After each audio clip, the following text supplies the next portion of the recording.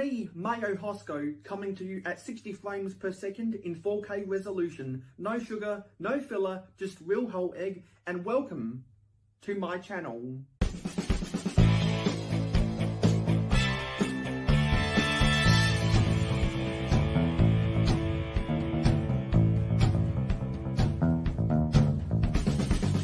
Mayohosko, it's your boy, JP. Real whole egg. Everybody say real whole egg. Real whole egg. Real whole egg. Real whole egg. There we go. Capture that, Mayo. That's for you. That's for you. Everyone say real whole egg at the same time.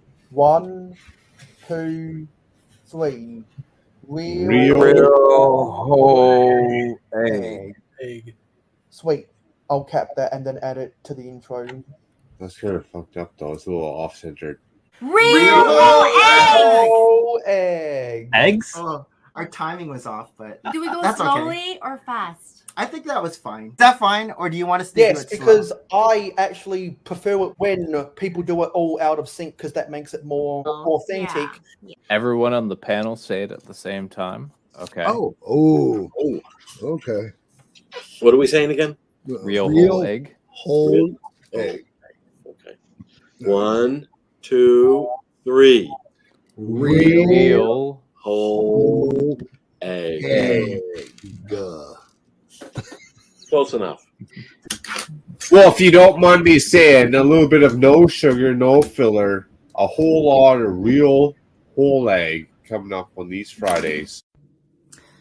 Hello, Miss Zambi here, saying real whole egg.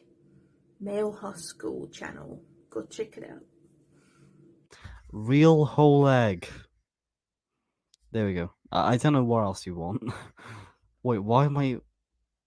Are you talking about like what goes well with mayo? Also, how did you even come up with the name Mayohosko? Like, do you just love mayo? I don't know. Rolling into the chat, we got to give a shout out. No sugar, no filler, just real whole egg. Splat out. That's what I'm talking about. Mayohosko. 2 whoop salute, Mayo. Welcome to the jankiness. For Mayohosko, I give you a real whole egg.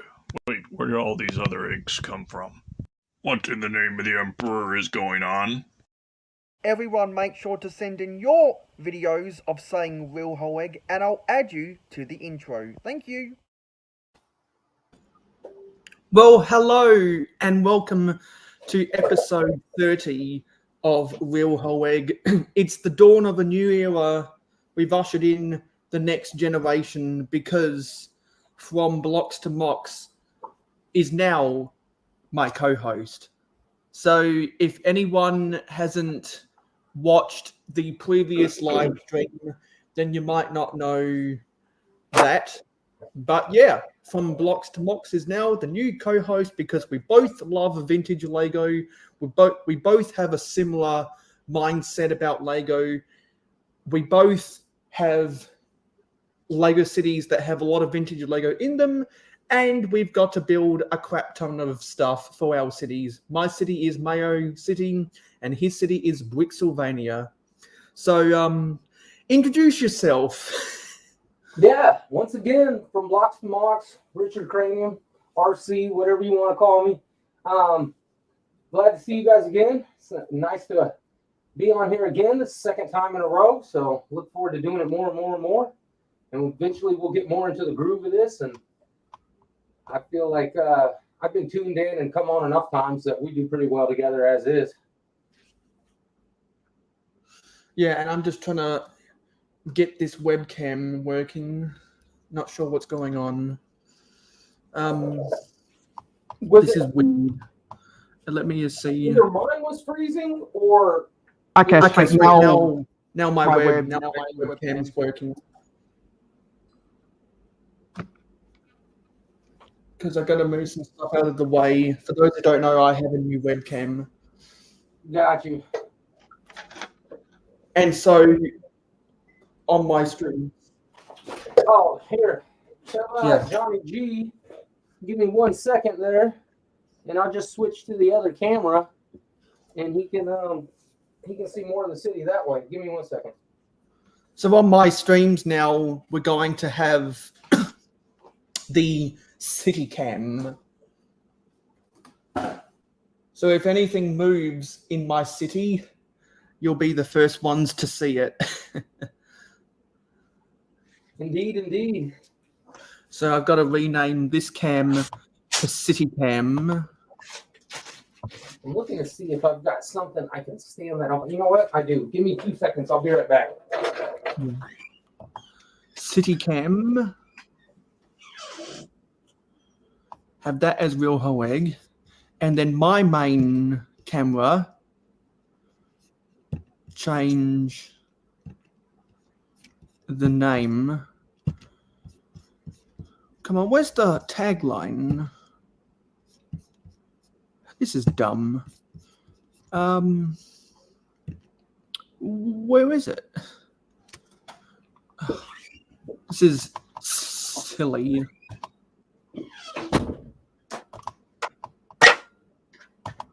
Yeah, I'm not sure what's up. I'm not sure what's up with that. That's weird. Anyway, let me get the music on in the background.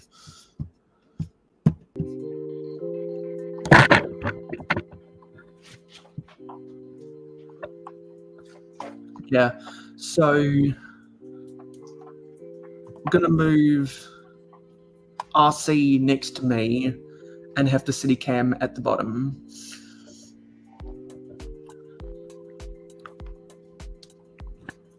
And the reason why I'm fussing around with multiple mics is because I'm gonna see if I can set this up to simulcast over on my Twitch channel, because I see a bunch of Twitch streamers simulcasting over to YouTube, and I thought, hey, why don't I do the same? So I'm gonna test it out this episode. I do need to clean up some of my table. I've been working on a secret project that only people who pledged to me on Patreon know about. I'm working on a secret project which will be the main thing for the next city update. And OBS is not loading. Come on. Come on, OBS. Technical difficulty clip. Yeah. True that.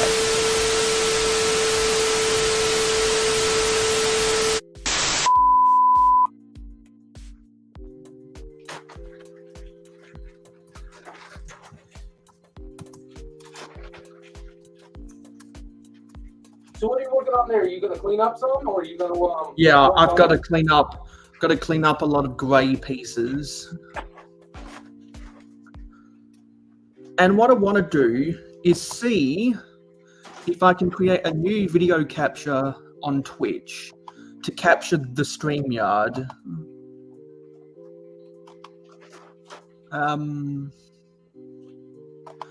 Yeah, so what I need to do is I need to insert a screen share. You know, I can't remember what you told me, but you said you had a Lego store pretty close to you? Yes, it's a 20-minute drive from me. I don't know if your pab wall is going to be the same as my pab wall, but I was going to say they've got a lot of leaf elements on the pab wall right now. Yeah, and if there's any leaf elements near the New Orleans Lego store or one of the Virginia Lego stores, you know that Scott's Blocks and Will Harper will be on it. Yeah, they've got the actual leaf, like the 90s leaf element, and then they've got the new ones that actually look like individual leaves with the stud. Yeah, someone was telling me about that that someone found. Yeah. That on the pab wall.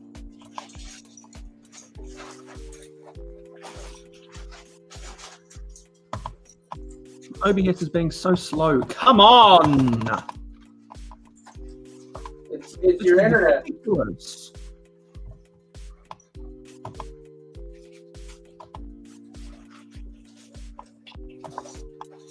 I thought thought it was me, but the intro was kind of lagging.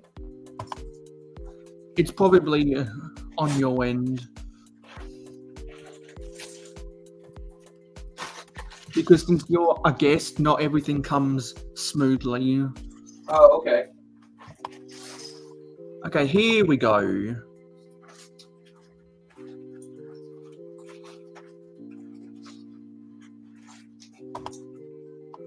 So let's get this in here.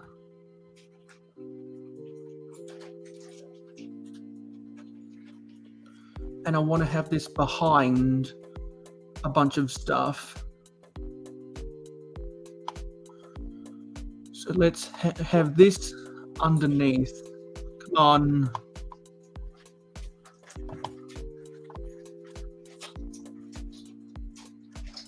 No, not that.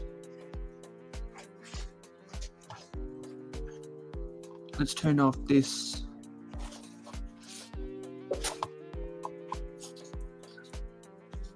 Okay, I don't know what. Oh yeah, so turn that on. Turn this off. And where's my window cap? And there's my video capture. Let's turn that off. Johnny G said, asking you something about where's the Lego store in Adelaide. That's my city. It's at the Westfield Marion Shopping Centre. So are your Lego stores like in a mall? Because that's the only place you'll ever see like a Lego store here in Florida. It'll never be in like a shopping plaza or anything like that. It'll be Yeah. like a big mall. Yeah.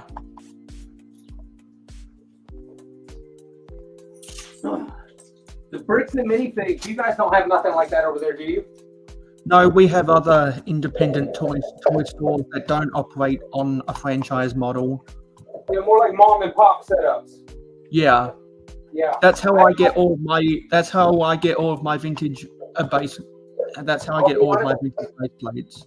Yeah, I'll be honest with you. I really enjoy the mom and pop shops 100 times more than I do the Lego store.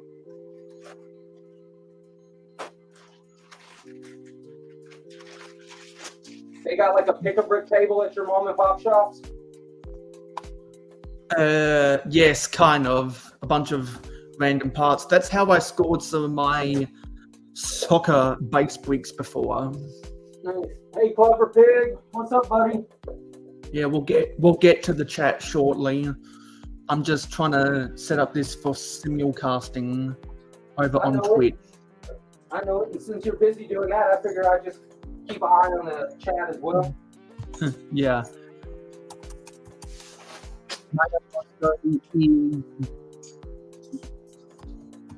Lego, and change the category from just chatting to makers and crafting.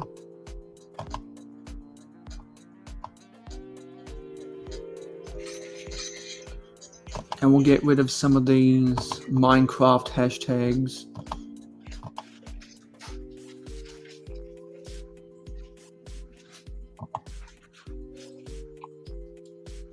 There we go.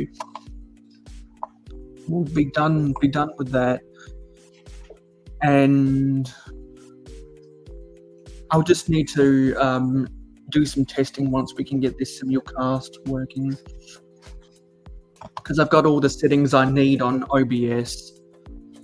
Gotcha. And so if anyone can't, well, if anyone is lurking or they are trying to do other stuff on their phone, the difference between YouTube and Twitch is you can have the stream playing on your phone and not be on the main screen. You can slide it off to the side while you're using another app. You can't do that with YouTube.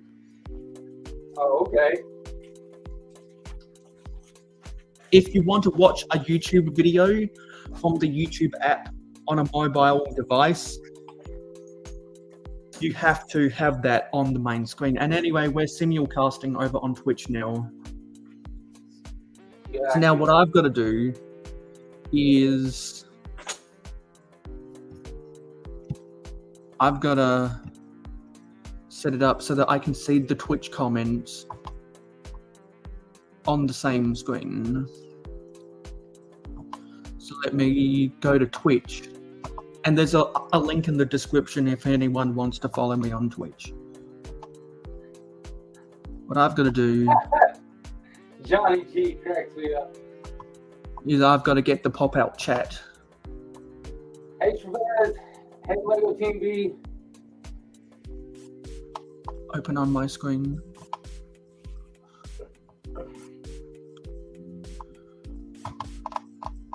And have the pop-out chat. Clever says you can have a mini screen if you pop up the money for YouTube Premium.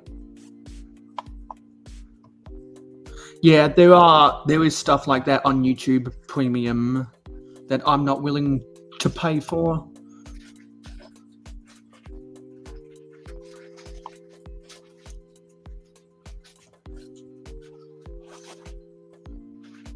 So we'll move that off to the side so I can see Twitch comments and YouTube comments at the same time. What you got going on is like the workaround, so you don't have to pay them Yeah. money, right? So on my Mac, and now,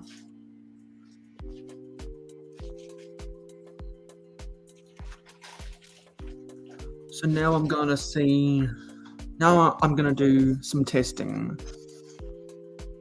I gotta go get my phone out to see if this simulcast will work. Out of curiosity, Clever, how much does that YouTube Premium run you?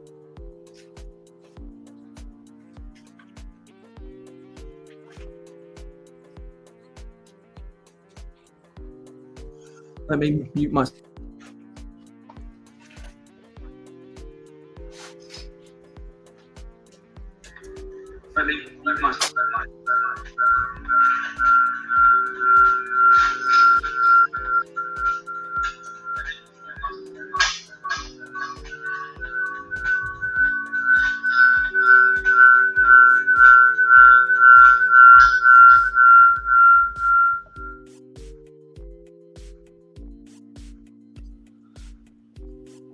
So that I don't think that's going to work out right. I've got to find a different. I got to find a different way of doing this. $10 a month ain't bad, Clever. What if I mute my mic here?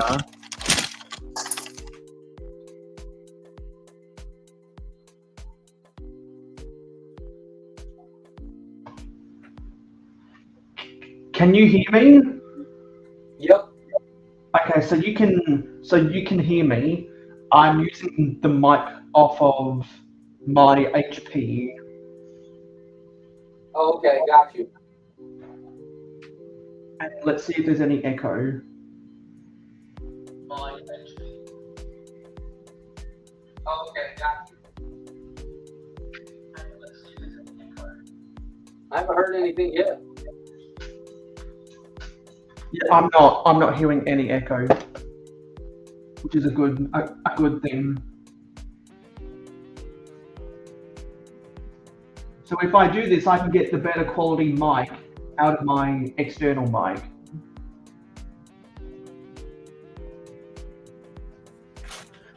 And that way, the people watching on Twitch can see the exact same thing you're seeing on YouTube.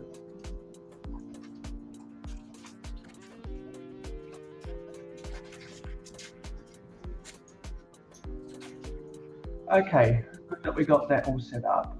Who do we have in the chat? We have Johnny G, Mr. Blue, from Blocks to Mox, Clever Pig, Trev's Reborn, Lego Team B,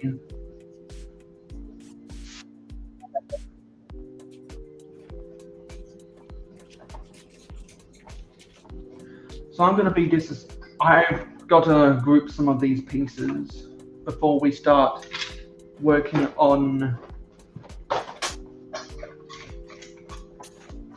the scaled up minifigure.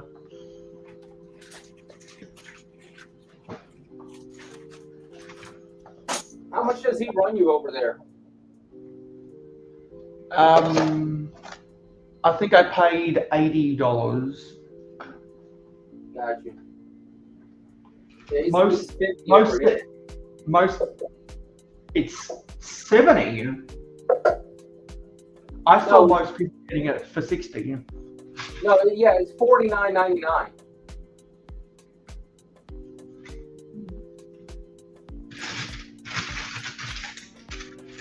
Yeah, so there's lots of grey on my table right now. If people have been watching the same Twitch streams that I've been watching, then you might know what I've done. Oh, and I see that we've got Star Hunter over there. Hello, Star Hunter 2300. And I believe that's Steve Weiser. Let me know if it is you, Steve. First time chat.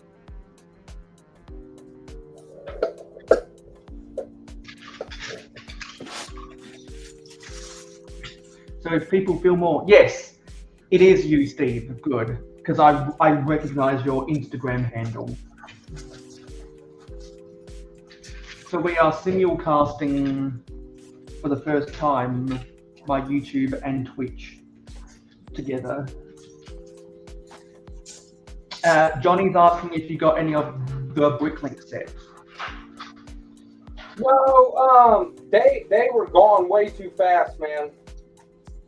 The only one that I really wanted would have been, I don't know, that castle one. I don't really have room for that train one. Hello. Like that. And that castle one went quick. Yeah, there was a mountain fortress thing people on ACOB were talking about. Yeah. And hello, Macrobricks. It says they weren't that good this go around. What's up, Macro? You know which one I kind of want? I wish I had room for it in the city. Is I really like that construction set with the crane. The modular construction site from one of the previous waves. Yep. I know that Mark got that, and I saw that Alex Nunes got that a year ago.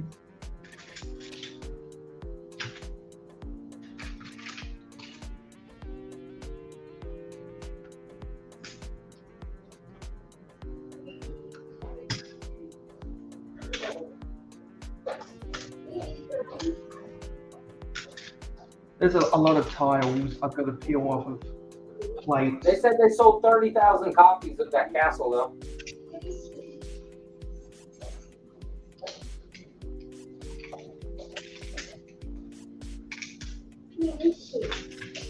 Which is probably upstairs.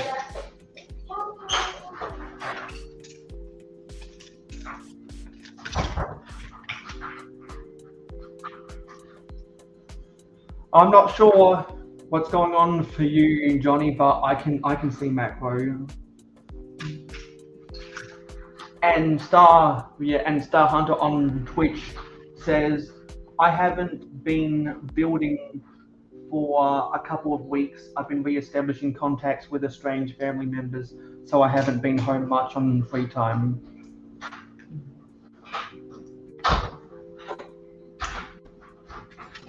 It's always good to get in touch with family again.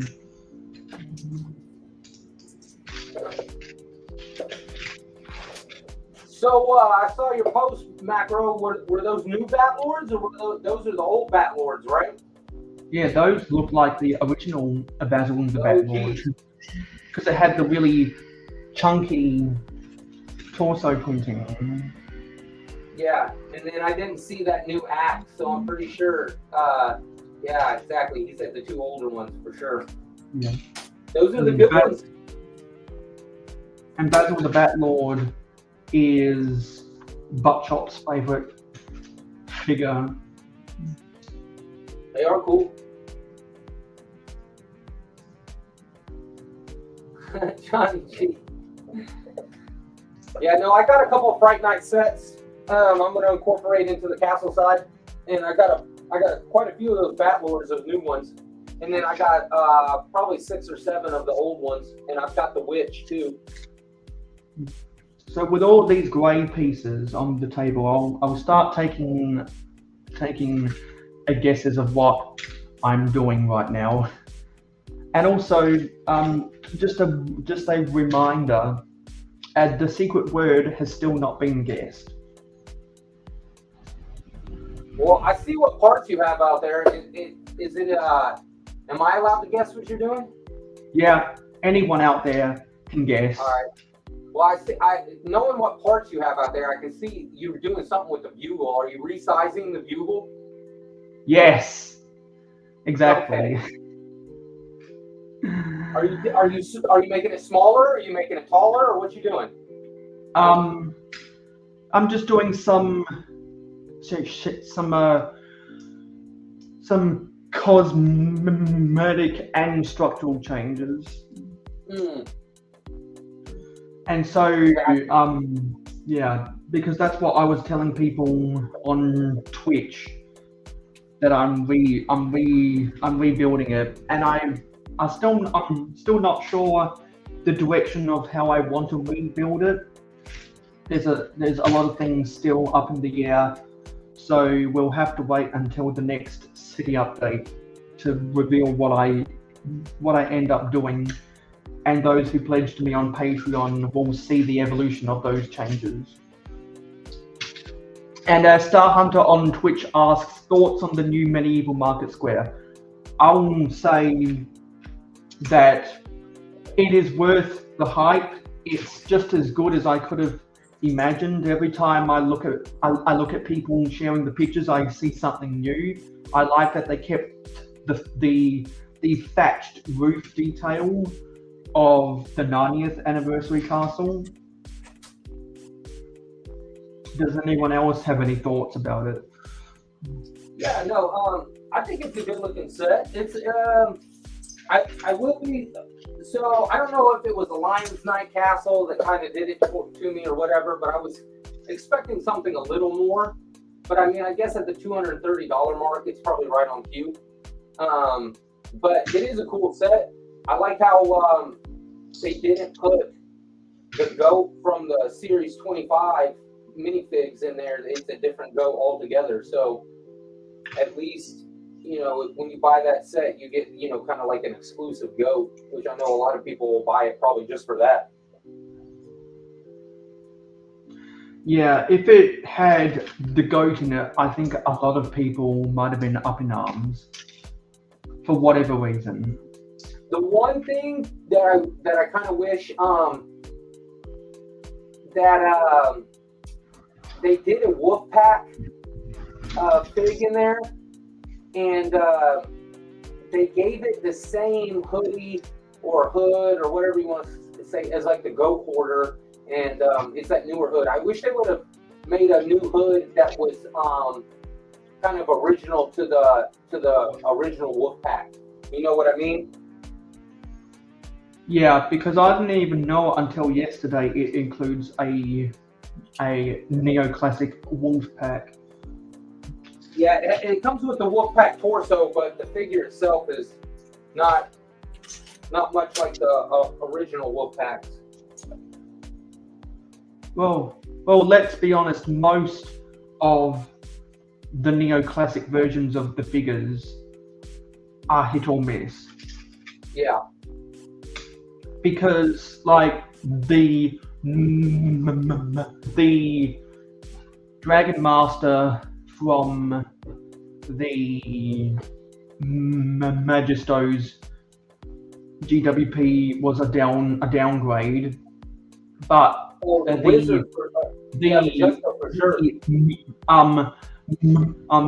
Magisto himself could have been done better, but the Neo-Classic Black Falcons and Crusaders are massive upgrades. The pirate blue coat Imperial soldiers in the El Dorado Fortress are massive upgrades. Yeah, and what you were talking about just a minute ago when you were talking about the castle, and then somewhere a downgrade like Majesto. What's funny about that Majesto being a downgrade is that they just not too long before that had like a wizard on the pick-a-brick, like the create your own fig, and he had more detail on him than the one that came in that GWP. Yeah, I think it's because that figure was specifically made for the BAM tower.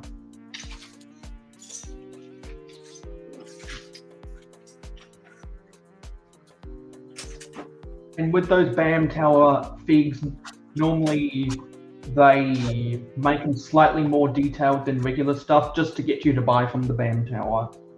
Yeah. You doing shenanigans tomorrow, Macro? He said that last week after getting back into the groove with a couple solo streams, he wanted to do another hangout.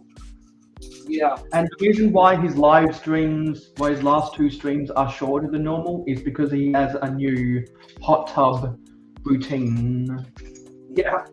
So that to better heal his body. Kind of From like, now on, we're gonna see Macro. He's gonna look like a raisin. yeah, kind of like how whenever I end my streams, I always sit in my bed for an hour to recover from bending over in awkward positions building Lego. Yeah. And Macro said he is gonna have shenanigans tomorrow. That's cool. Awesome. Nice. Because I'll probably be doing more stuff with the daily with the Daily Bugle.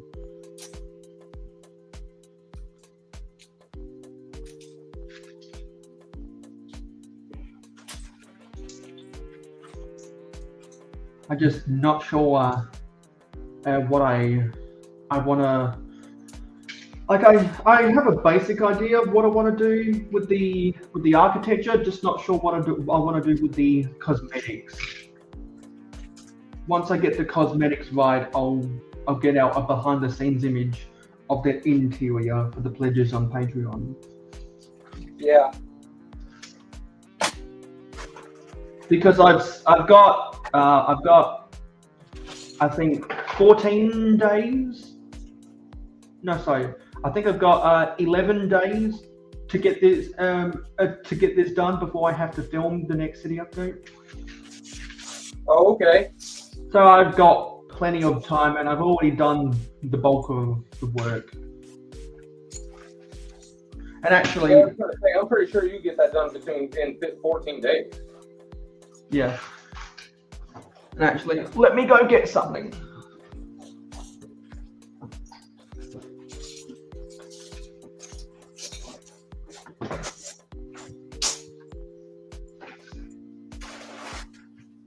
I remember that I had brick separators scattered everywhere. And so last night, when I was filming a video about what KFC has to do with Lego, I made sure to put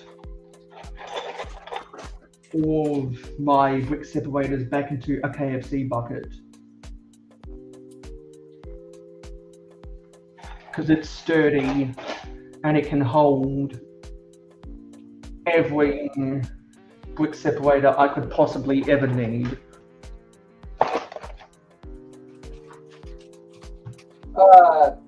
Macro says he ain't been drinking. That's good.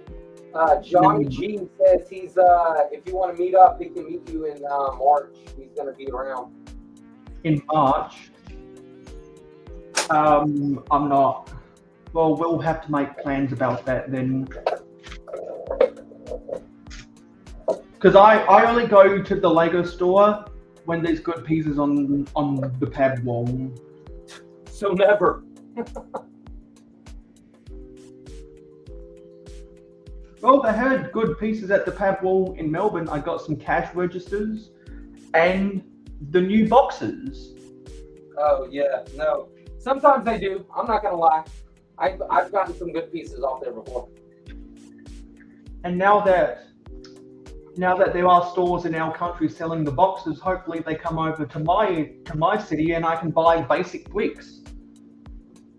You know, when they say that's better for the environment, I kind of agree with them, because those paper boxes or whatever, most people are just going to throw them away. Those Lego cups, like in my instance, I've got enough Lego cups to stack 6-7 feet tall, and more than likely at a certain point I'll just throw them all away, and so they'll just go to the landfill. Yeah, and I was talking. I talked about this the other day. People need to stop bitching and moaning that you supposedly can't bring back the boxes at your store to get a 50-cent coupon, when that's only depending on the store manager. Some store managers do let you do that. I was there, and they had a cup. They still had a few cups left, and then they said, we're not selling the cups, we're just letting people see the difference. And they let me fill up the cup to max as I could, and then I used the box, and it wasn't even a comparison. Like, I still had enough room in the box once I packed it and stacked it all nice and neat to do at least another half a cup. Yeah, that's because the plastic round cups were always a strategy. Yeah. What's up, The Will? square for the cardboard square boxes are an environmental statement. Hello, Hoarder 66.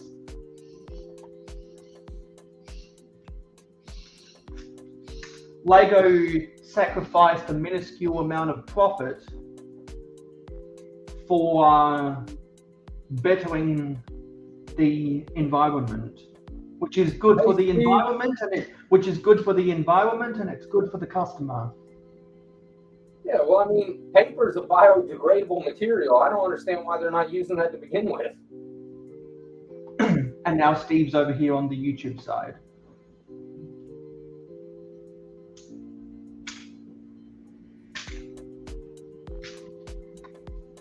Yeah, and I know that people complain about the fact that the new Trans Clear scratches more easily. Well, the reason it does is because there's more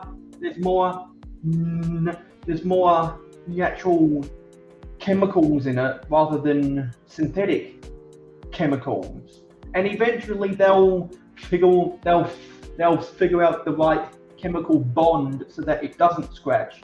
So everyone that complains about your scratches, I think you're just overreacting a little bit. Anyone out there? And yeah, my thing. What's that?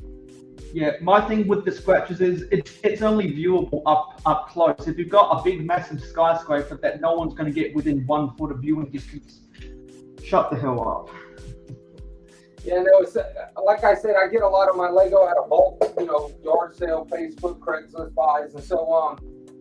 All of the glass pieces I get out of there are all scratched up. Yeah, because they're old. They've got wear and tear. Yeah. I'm not worried about it too much. It's Lego. Old trans plastic is destined to be scratched anyway. Yeah, exactly. And they don't make a lot of the trans colors I like anymore, because I like the neon green and the neon orange that glows under the black light. And so that's like, they don't do that anymore. So I always have to go secondhand, and every single one of those pieces I get are scratched because they've just been around so long. Yeah, I have no interest in going back and getting old pieces. So whatever I get in bulk lots, which is not very often, that's what I have to deal with. And the only time I might do that if I make a specialist order on Bricklink for bulk quantity. I know people get wrapped up in going after the old stuff just because they're trying to complete old sets. When people don't know the ways of I, which is where you take a new piece, combine it with standard bricks or old bricks to make it look older than what it actually is. That's the way I build Lego. I don't need a lot of vintage Lego to have a vintage Lego city. I just use build techniques that make it look old. Yeah, for sure. Make it look blocky with a lot of exposed studs and rough edges. And that's like the same thing if you do your cars in your city, if you make them 4 wide, you know? Yeah. And even then, I try to use the older, smaller wheels wherever I can. And in the 90s, when they came out with the bigger with the bigger wheels and the bigger axles, they were only reserved for bigger vehicles. But when the city theme replaced the World City theme in 2005, those big wheels became the standard because the evolution of vehicles just kept on getting bigger and bigger and bigger. And yeah, I'm with Clever Pig. Bring back Ice Planet. Oh yeah, no, that's definitely. You ever see what some of those sets go for? They're getting pretty pricey now.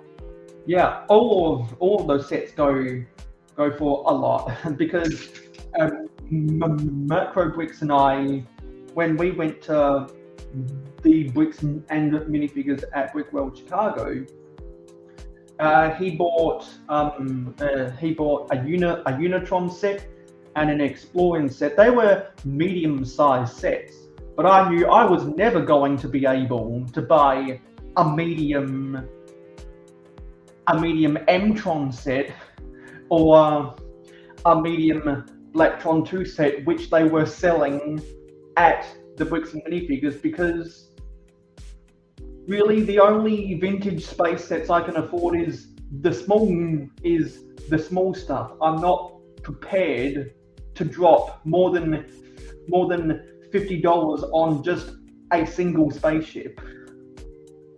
I'd rather get the small stuff because it's enough of a slice of the theme that makes me feel happy, which is why I got the twin star something, and that was the one that came with 2 of the Blacktron 2 astronauts, because I already technically own the Allied Avenger and the Supernova 4 or whatever number it is, and they were selling one of the bigger rovers, and I was like, nope. I'm not going to pay $30 for this. Instead, I'm going to pay $20 for this. And I wouldn't be surprised if they have the price jacked up a little bit because it was Brick World. Well, I didn't buy any sets from any of the vendors at Brick World Chicago. I bought custom printed signs from Eclipse Graphics. No, but I know, but I'm saying when you went to Bricks and Minifigs in Chicago and it was during Brick World Chicago, that Bricks and Minifigs, they're often higher priced than what we see. Exactly. And then when there's no Lego show around, they'll have some regular prices because they're trying to move anything. But when that Lego show's in town, they jack up the prices because they know a lot of people will probably buy something. Yeah, and my justification for buying that, and I also I think I paid $40 for the trauma, or it might have been 30. And the reason I justified, and the way I justified paying those slight markups over Bricklink is I was at the store, didn't have to pay shipping. The shipping probably would have been the same price. So instead of waiting for someone to ship it to me, just pay the high price. right there, right now, and have the set in my hands, and they were partially built, but not all the way built. Got you. And I don't. And when I'm buying a vintage Lego set from someone, I don't need the build experience. I just want the final product. So I don't care if anyone's partially built it or not. Because, to be honest, I really don't like building sets. I like making content about sets. Yeah, because when it comes to that, I'll be honest with you, I don't like building sets as much as I like free building out of just a bunch of parts and making something. But building, that's the whole reason I got into Legos, because I think this is definitely like it keeps me entertained for quite a while. Yeah, because like when I did my 24-hour live stream building the 90th anniversary castle, did anyone think I wanted to waste my time? Did anyone think I'd want to actually spend 24 hours building a set? No, I just wanted to get it in my castle setup. What I did enjoy is spending 168 hours afterwards in a different month disassembling the castle and then rebuilding it into stuff because I bought duplicates. Now, I will gladly spend 24 hours mock building, but I dread spending 24 hours building a set because mock building is more fun for me, which is why I'm a mock builder, not a set builder. But there are a lot of really cool sets that I want to buy, and what I've realized is that most of the sets I'm excited to buy these days are sets that I want to turn into mocks. Like everyone knows. Johnny G says I built Lego to block out all the voices. Yeah. Yeah, and see, like a lot of people I know. Well, there's Well, as I've said before, there's two distinct types of builders. People who build sets for therapy and people who build mocks for creativity. But those don't have to be mutually exclusive, because when I build mocks, I build because I want to escape from the busyness of life, and I want to be creative, and I have a quota on social media. So yeah, any hour I spend at a time building mocks, I kill 3 birds with 1 stone. And if there's a podcast that I haven't yet listened to yet, whether it be Hauling and Bowling or the podcast, or I need to start binge listening the new podcast that Shy Time is My Time is doing, and there's and the Eightful podcast, then I can kill 4 birds with 1 stone. And if there's multiple things I can do at once, that justifies the time I spend doing it.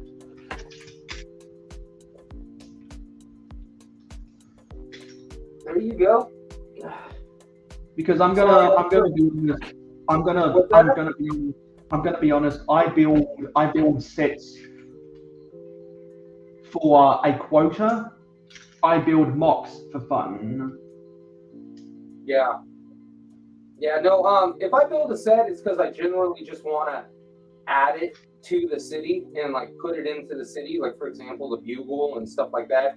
And then, not for nothing, I mean, as far as the skyscraper goes, the bugle is pretty good. I mean, I don't really feel like I should mess with it too much. So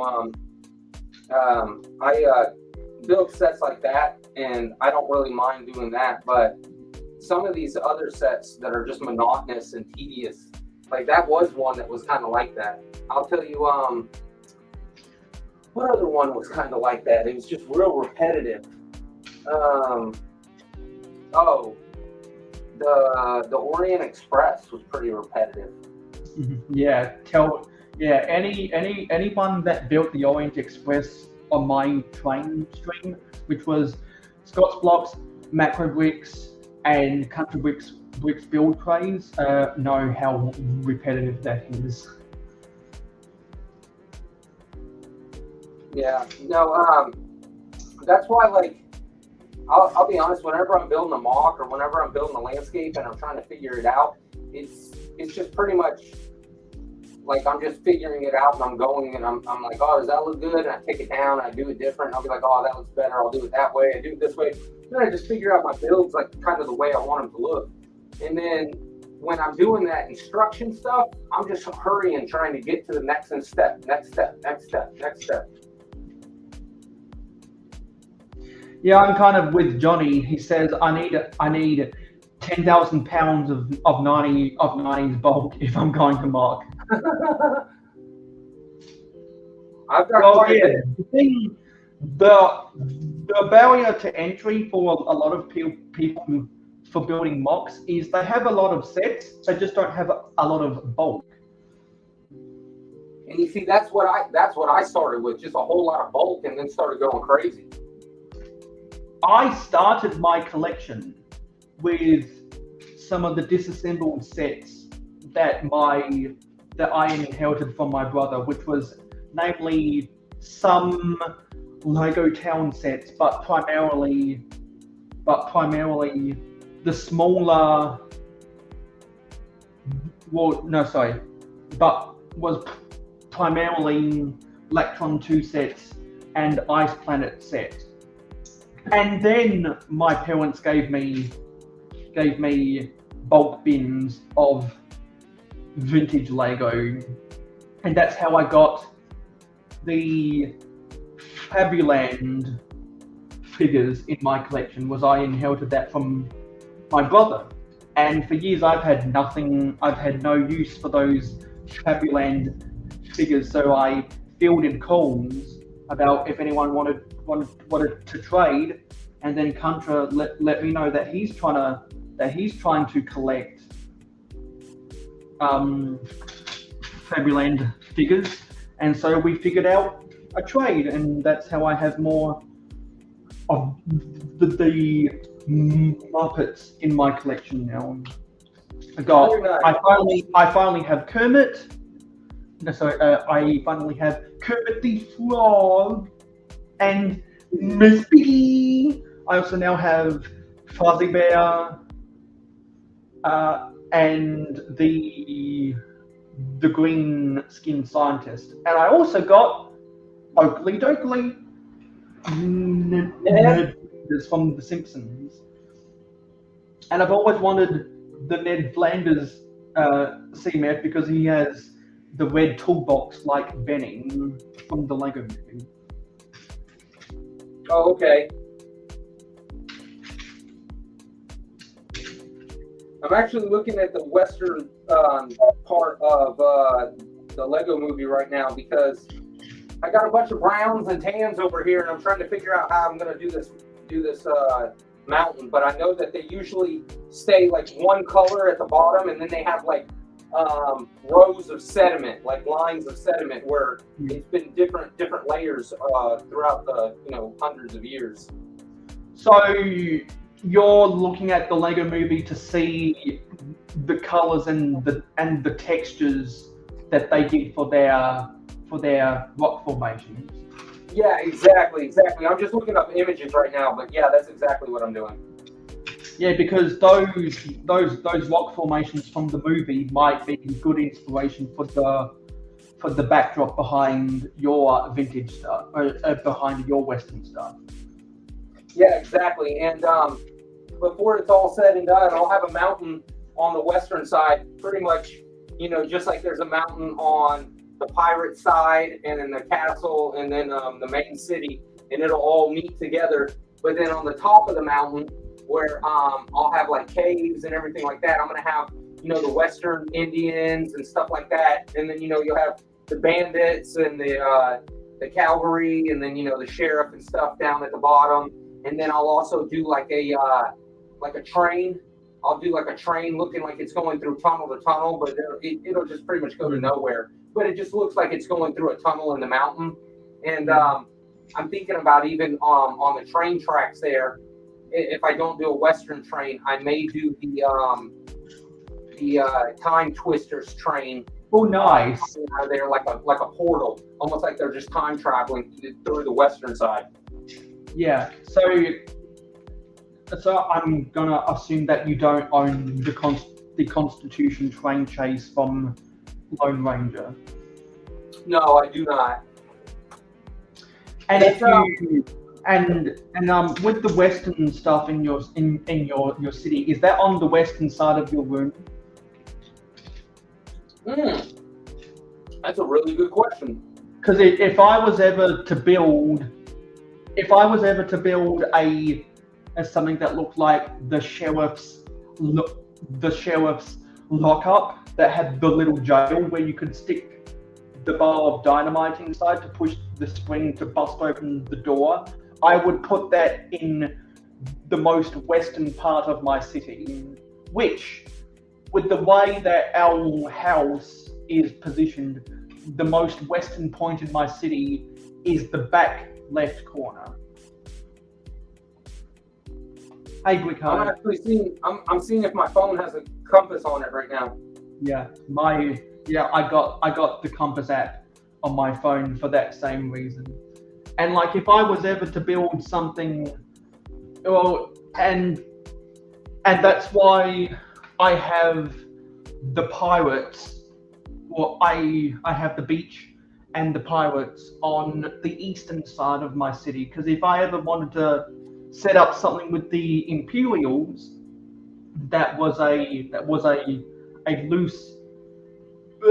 loosely based on the Dutch East India Spice Company, which, for those who don't know, back in the colonial era, with adjusted inflation, the Dutch East India Spice Company would have been more valuable than Amazon, Apple, Alphabet, and Microsoft combined.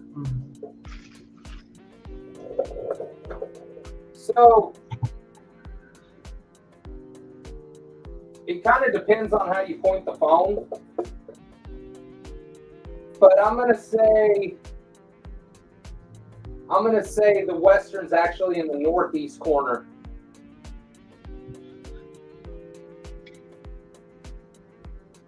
Yeah, that's just as something I like to do, just to give it a little edge in my city. Yeah, no, I never went that OCD about it. I never even thought about that. That's pretty funny. Hey, what's up, Hodge? Yeah. Also, what I need to do is I need to add a new stinger I need to add a new stinger for some people, because whenever also do you know if there's an old Time Cruisers ad? Yeah, like there's quite a few of them actually. If you look them up, yeah, like they've got one with the Mountain Lab, and they've got a couple of them where they're in an airplane and they cruise through time. The kid comes into the cockpit with the two pilots, and he has like that one set that almost looks like a car with a helicopter blade on top. Yeah, I know that one. And that set and that kid you're talking about is Crazy Itinerary. Yeah. I was trying to think. They do Crazy Itinerary come into the cockpit and talk to him. And I thought it was going to be Zach the Maniac, but I can't remember 100%. But I know they do have two commercials for sure, 100% for Time Cruisers. Yeah, because I'm gonna have to get one of those Time Cruisers commercials, and I'm gonna have to do a similar thing I do with the old Paradisa commercial. So supposedly there's a cassette tape, and it's in German, but there's a cassette tape that was released with the Time Cruiser theme that tells you the whole backstory and the whole lore behind Time Cruisers.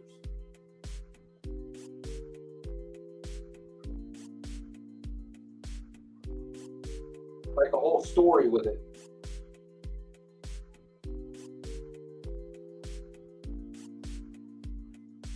You're on mute, by the way. I don't know if you know.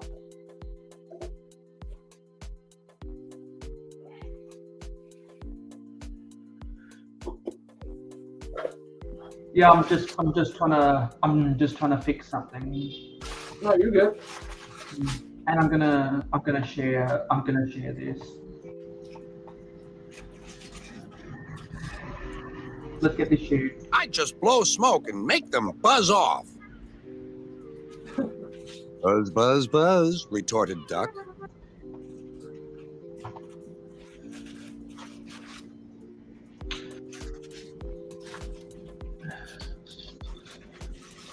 And I was struggling to find the vending machine. I found the vending machine.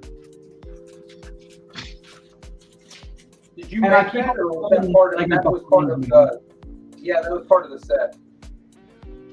Yeah, it's I've gotta put that on the ground floor. I've got like 2 tables worth of vintage sets that I've got on shelves in my room, but I actually got a new I'm gonna move it because I don't really like it in the dining room anymore, and I'm gonna get a new kitchen table. But I got this hutch with glass shelves and all lighting and everything. So I've been working on that today. I'm gonna move it into my room, and then I'm gonna put all my Lego sets inside that glass hutch with all the lights. All the shelf pieces. So some of the sets that are more precious to you. Yeah, and sets that would never fit in the city. You know, they're not with the theme. They're, you know, for example, I've got a old model team. It's the Magic Flash van and speedboat set, and you know, it's never going to go in the city. So, yeah. But I put sets like that on the shelf because those are childhood sets that I actually collect just to get back from my childhood. Yeah. So precious stuff and the oddballs. Yeah, exactly. And then before it's all said and done, majority of it will be in my city. So, you know, I got a lot of Arctic, got a lot of Castle, got some of the Outback sets. I still got to work into the mountain. Yeah, my favorite of the Outback sets is the one that has the water pump windmill in it. In that yellow airplane? Yes, because I think it was called Outback Airstrip or something. It is Airstrip or Airfield, one or the other. Yeah. Yep. It's that's actually one of the ones that I don't have. I do have the helicopter. I got the TV crew. I got the little yellow rally truck. I got the yellow white water raft. I got I think I'm just missing, to be honest with you, I think I'm just missing that one you're talking about, that Outback Airfield. Yeah, because that one always stuck out to me because it looked like a checkpoint station on one of the desert highways. Yeah. And by desert highway, I mean a clear patch of sand that's wide enough for 2 4-wheel drives. And so I don't know if you associate it with Australia like I do, but when I hear Outback, that's exactly what I think of. I think of Australia, and then I see those sets, and I feel like those were like kind of Australian sets. Yeah, because no, I don't think anyone else in the world refers to a desert as the Outback. Yeah, probably the reason why we call it the Outback is since 80% of our population lives on the coast, you have to go back inland to see it. Got you. Because the center of our country is so goddamn hot that no one bothers to be there except for tourism and for 4-wheel drive adventuring. Didn't that Outback also make another set that was like an off-road truck with a camera hanging off the side of it? There were a lot of. There were. I think there were 4 Outback sets. I'm sure if someone searches Outback on Bricklink, I'm already doing it. You'll be able I'm to already see what doing it we're right talking now. about. And hello, everyone's favorite hero on Twitch. Thank you for coming in. And we are simulcasting my YouTube live stream over to Twitch, and we will be doing that forever because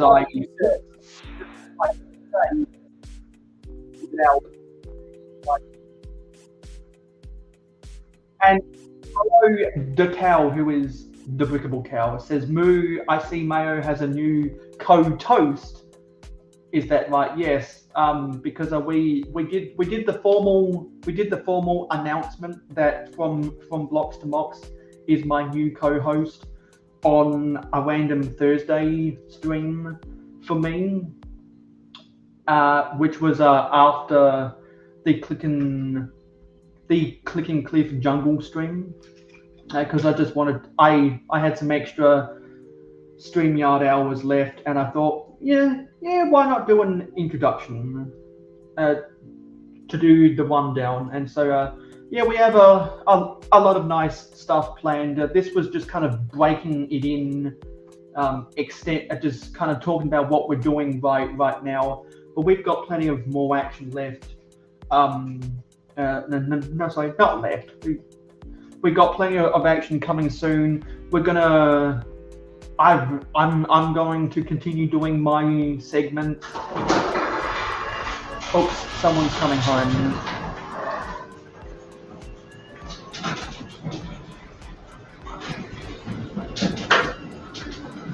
Dave, you all right? Like everything crashed down.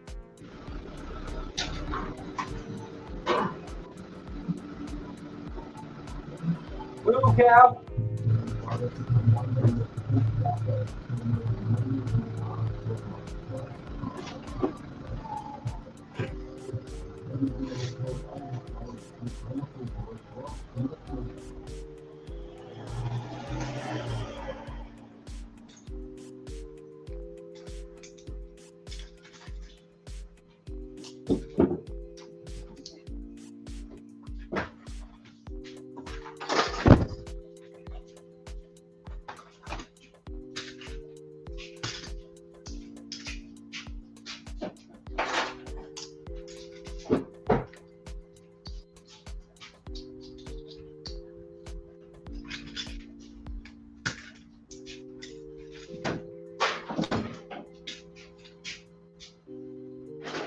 Want that out? Yeah.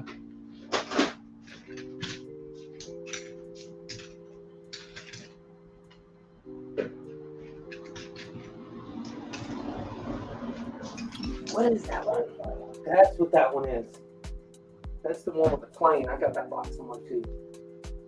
Just hang on a minute. I need to go get my phone.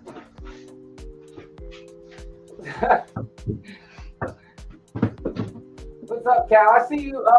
I just see him in the mornings when I wake up, but I see you've been doing those like a Fortnite streams till like 2, 3, 4 o'clock in the morning my time. But I forget you're in Colorado, so you're a couple hours behind me.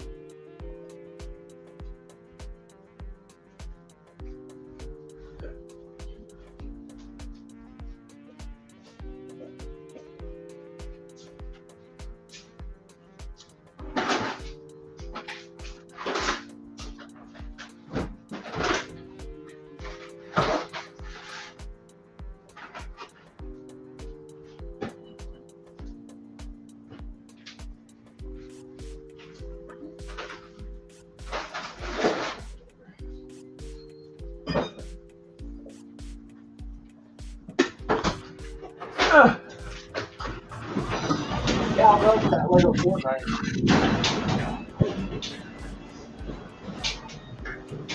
So you were close, Mayo. There's 5 sets. And the one that I was forgetting is Amazon Crossing and the Outback Airstrip.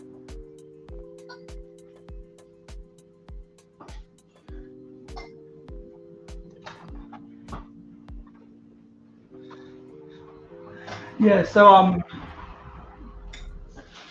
I just remembered that I have a story to tell about my phone. So when I got home from vacation, I edited and uploaded a bunch of videos, and I've got them unlisted on my channel right now, ready to be published as early access for my Patreon pledges. Oh, hey Gladiator. And I remembered that there are some more videos I need to film. So I've been going around some things in my city, and I need to make a video about some things about prevention. And all of that reminded me I've got a story to tell about my phone. Because I said previously that I was having issues with my phone. Well, when I got home from my second vacation to Melbourne, where I did a lot of filming, and I got to meet Johnny G in person, both on the train tracks and at the Legoland Discovery Centre at the Chadstone Shopping Mall in Melbourne. And I got to go to some of the sporting locations I've always wanted to go to, like the Melbourne Sports Complex. And I've never been to the Melbourne Central Lego store. I got to experience the pab boxes, and I wanted to see what the quality was like on the bus compared to the plane. And now I can confirm that buses are a good option if I ever want to go back to Melbourne, say for Brickvention 2025. But if anyone wants to see me back at Brickvention, you're going to have to put your money where your mouth is. That's the same with Chicago? No, because I worked my ass off for a 3-month stretch to go to get the money I need to go back to Chicago. Oh, okay, so you're going to go again this year? Yeah, because I got the money I need to go back, and if I have any money left over from vacation, I might use that to go back to Brickvention. But we'll have to see. Because I also need the money. I also need to start saving the money to go to Bricktastic in Manchester, England next year. Got you. Is that another show over there? Yeah, that's the big convention in England. Chicago is the big convention in America. And so, because the bus came home at 6 a.m., I had to wait 3 hours in the CBD of my city before the Apple store opened. And I had to go in when they opened because I didn't make an appointment for the Genius Bar, and they even said it was good foresight if you didn't have an appointment to come in at the start of the day, because the later you are, the more delayed people who don't make appointments with the Genius Bar have to wait to do stuff with the Genius Bar. So I went to the Genius Bar and they fixed my phone. Nice. Turns out there was some crud in the charging port, and they used a poking device to make sure that the electric prongs weren't bent, and fortunately they weren't bent. That was my biggest concern. Either that or the hardware crashed my phone. But fortunately it wasn't, and I've got to thank Lego Team B at Brickvention for helping me do process of elimination. So if you're still lurking out there, Team B, thank you, because they used because they have a portable charger that they use to charge their phones, and they were able to and they also have an electric readout to see if anything is getting conductivity, and they proved that I was getting conductivity, I just wasn't getting connectivity. And after the geniuses at the Genius Bar messed around with my phone, now I have conductivity and connectivity. So that means... Oh, there's a loud motorbike outside. Steve White called it a crud poker. I'm pretty sure that's the official name of that tool. Can you hand me the crud poker? which means I've got some images. I've got some images to show off. Yes, Team B is still out there. So everyone give the clapping. Everyone comment the clapping hands emoji for Lego Team B, because I was able to post this image onto my Instagram. It's a brick. It's a real life scale brick built Steve. I think it's about 5 feet tall. This is Jay Ong from Jay's Brick Blog. This is Kale from Season 1 and I believe Season 3 and maybe the Christmas edition of LEGO Masters Australia. And I've got some things that I was looking at in the Blocks magazine that Contra Bricks Build Craze bought, and I found some really interesting stuff. Would you believe these are prototype Lego roads? They're not based. They're not based. Those are good. Those are nice. Yeah, they're not based. They're not base plates. They are roads. Is that something coming out? Huh? No, this would have been in the early 60s. Oh, Prototype. okay. Hence the black and white photography. Yeah. I just didn't know if that went with the new road plates, because no, these are antique prototypes that were in pictures but never got released, because it says there's some text about them right there. You can see that's the ferry and a tugboat, and I think the 1975 train station. There's some vintage sets right there, but there's text that says these roads were never released. 32 by 32 base plates were used instead. Copyright Lego Idea House. Huh. To confirm that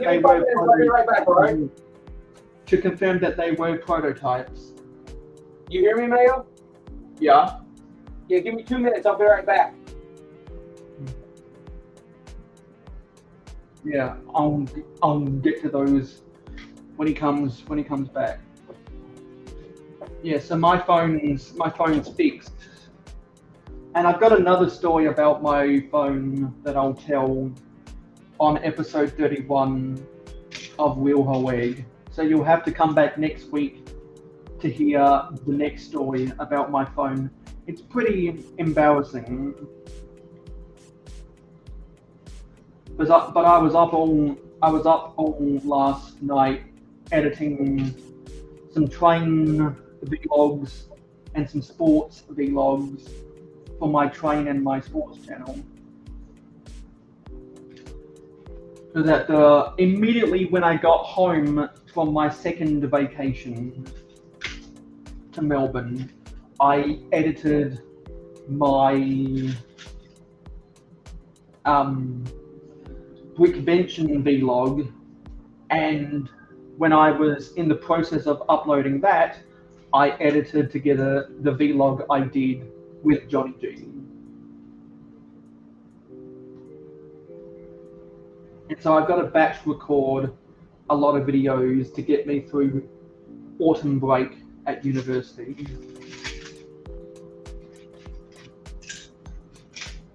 And actually, this needs to be down a bit more.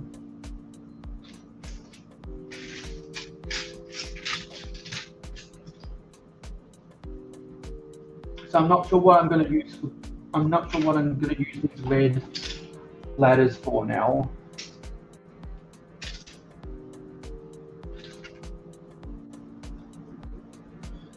Because I'm not sure if I'm going to include the fire escape.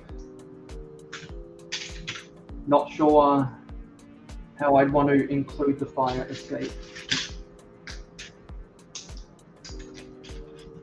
But I'm starting from scratch with a lot of this stuff to get it to my liking.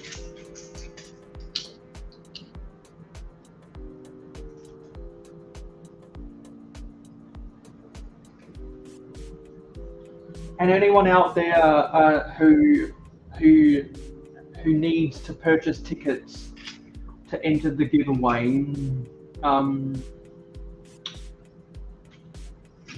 on my stream a couple days ago,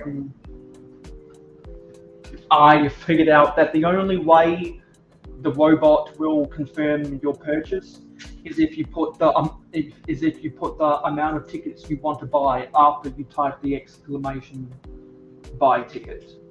So we finally fixed that, and therefore people were able to buy multiple tickets at once. I had to do a lot of bug fixing with that, and we fixed that.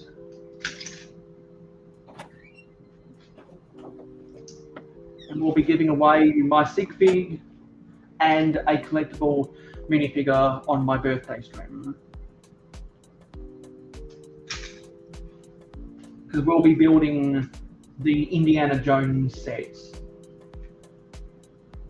in February, in April, and hopefully my city will be developing enough that we can actually build the set on the streets of my city. That's what I want. That's what my goal is. Ideally, I'd like to build all of my Lego sets on camera on the beach.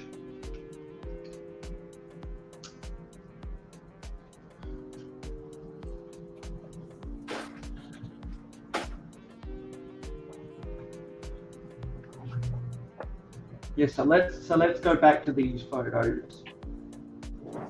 These antique photos.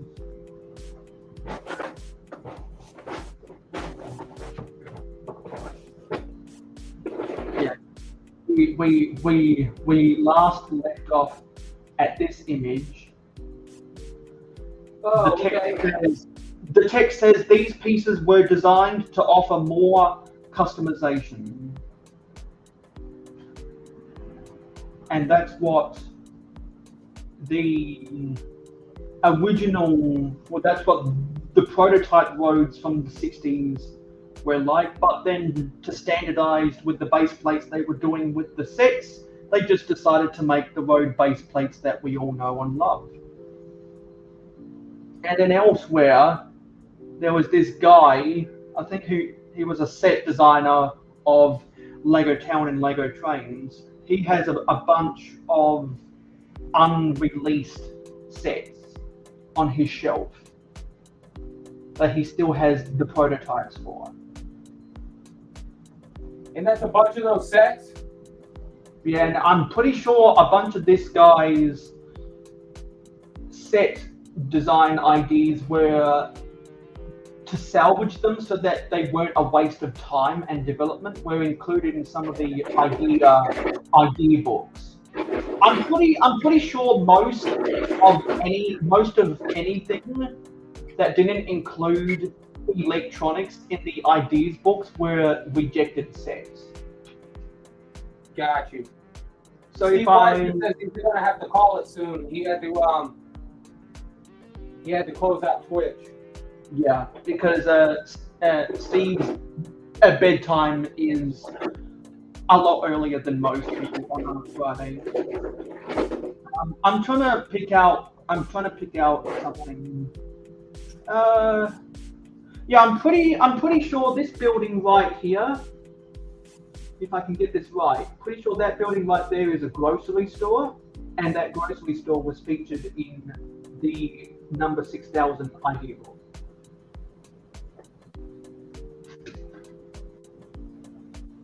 Let me get a closer up of this.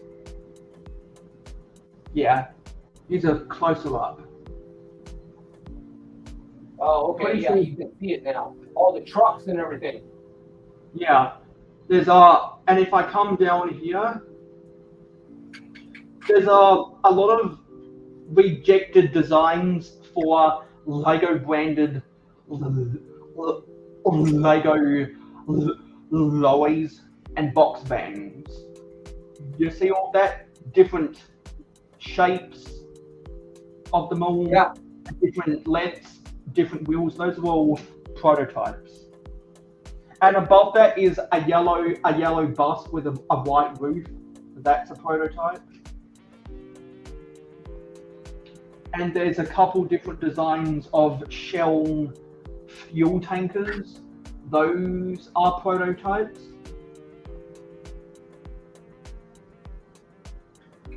And what I find most interesting is that this guy built a massive cruise ship. Oh yeah.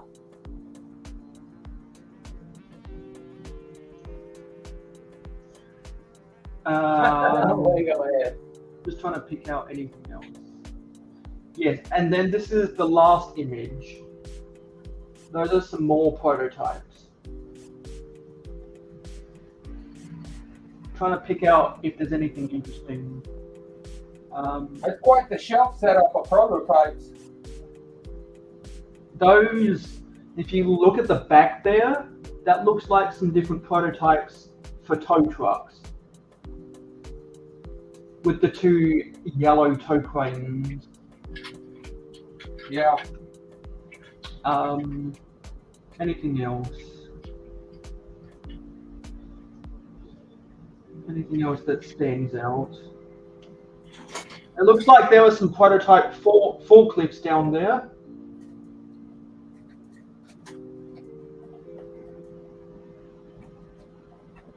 And there are some prototype police vehicles up here.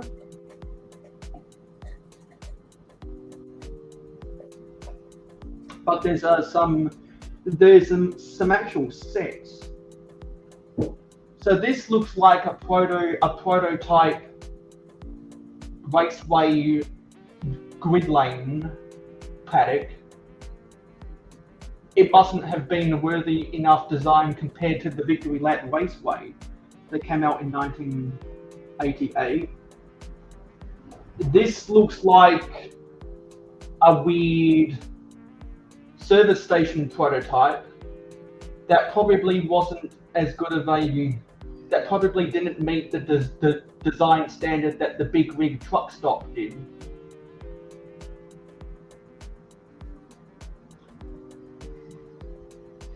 And up top here are some rejected designs of Lego houses. Those look pretty good. And so the text says, shelves in Torben's office packed with prototype models. So when I saw those prototypes, I was like, oh my god, it's actual prototypes! Because you don't see the prototype sets out in the wild. I know, and it makes you think like how many sets did you miss out on that you really wish they would have put out? You see a lot of the sets that were cancelled. Like remember the old Lego Island set that had the pizzeria that had a fake Pizza Hut logo? Oh, okay. Yeah, that's one of the ones that there was the Seatron monorail that was cancelled. That would have been an epic set. Yeah, you know that Wild West town that had the general store and the saloon. And I think that they were going to bring out a saloon. and I think a bank as well. Pretty sure that was cancelled because they didn't want to promote alcohol in a Western saloon. I'm pretty sure that's the reason that was cancelled. And more recently, the Lego City Criminals Dynamite Factory was cancelled.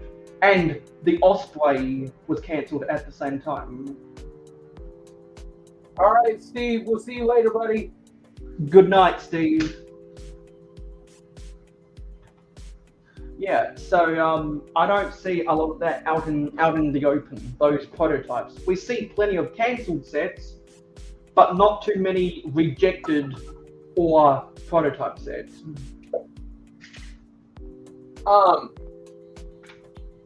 Speaking of the C rail, what do you call it? It was people refer to it as the Citron monorail. Citron monorail. I'm actually going to build something similar to that, and then I bought the Neptune Discovery Lab box for the box work alone because one of the alternate builds is a giant submarine that you use the base to build the submarine, and so I'm going to attempt to build that also. Yeah, and what Rick Hive said about building on the beach, since I don't plan to add a bunch of details to the beach, it's mainly going to be a flat area. And I'm going to have the water be 16 by 64 studs long, and the beach, the sand also be 16 by 64 studs long. That's before I add some of the rock details and the waves and the marina and the Scary Pirates of GWP.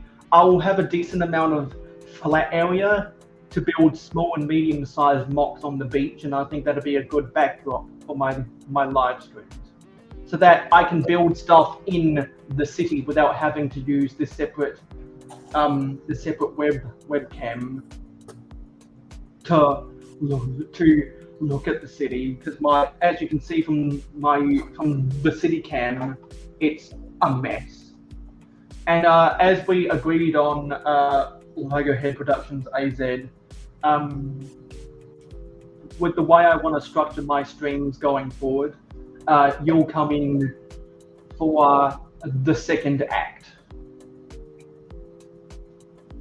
What was I going to say? How many hours do you go live for?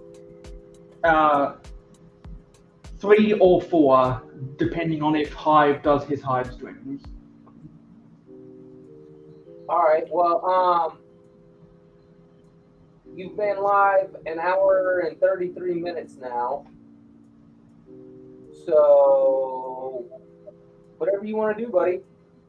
Yeah. Well, you would be at the halfway mark of 3 hours, or you got 30 minutes to your halfway mark of. Well, it all depends. Well, the second act starts when you need to go to bed. Oh, okay, yeah. Yeah, that's what we agreed to. So then we'll just run it another 30 minutes because that'll make it 11 o'clock my time. So, and then we'll let you. We'll have Lego Head come on. Yeah. Because I'm not sure how tired you are right now.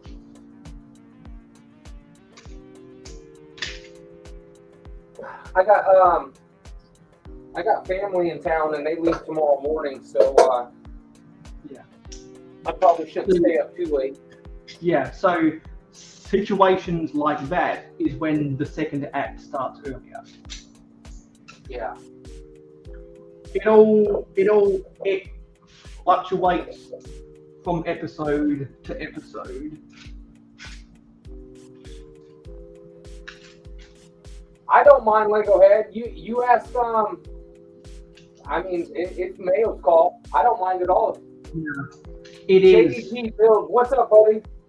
It is my call. Hey JDP.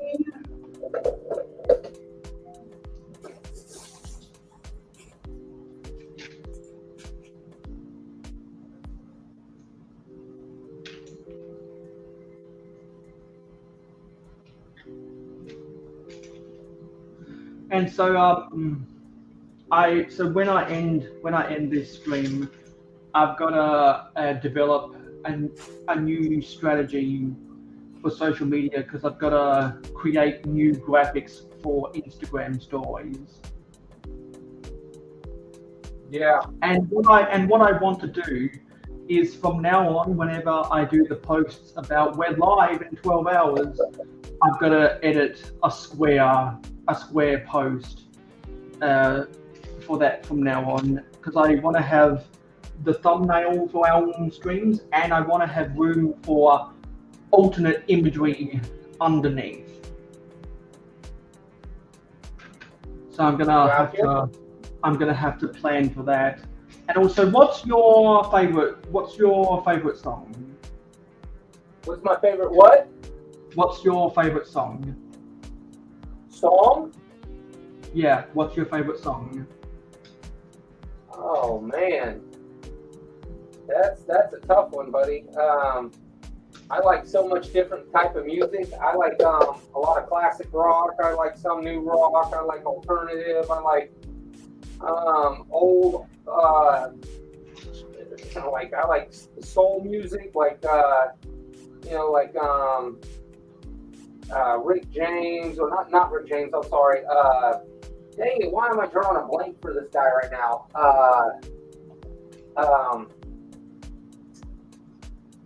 Dang it. I can tell you all of his songs, like This Is a Man's World, stuff like that. I can't remember his name off the top of my head, but I like music like that. I like music like some older hip hop and R&B and rap music. The newer stuff kind of loses me. I don't really get into that. But then I like a lot of pop, a lot of music like that. So having just like a favorite song is kind of hard for me. Yeah, because whenever you can think of at least a go-to song, we're going to use that in social media material. My ringtone is Joe Walsh, Life's Been Good, and that's been my ringtone for probably the past 15 years. Really, I'm gonna have to search that. Yeah, Joe Walsh is from the Eagles. Yeah, my dad really likes the Eagles. Oh, they're a great band. Ain't no way to hide those lying eyes. Hotel California. So what was the song called? Life's Been Good by Joe Walsh. Life's Been Good. Life's Been Good, Joe Walsh. Okay, I'm gonna listen to that later, and then I'm going to see if that's on Instagram Music, and if that's your ringtone, I might decide to use that for promotion. No, every time people hear that song, they think my phone's ringing. It's funny.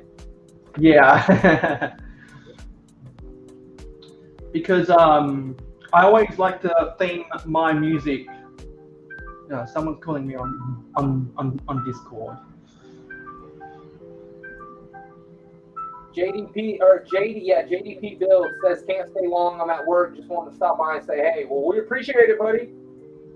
Hello.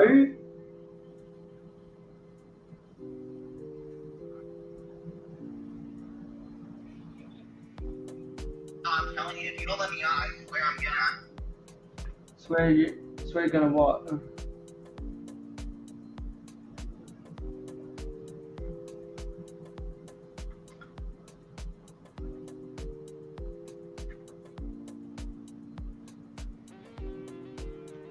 Was that somebody calling you to tell you that your auto insurance was almost expired? Mayohead is on my tail. Oh, okay. I think he's really desperate. Well, let him on. It's all right with me.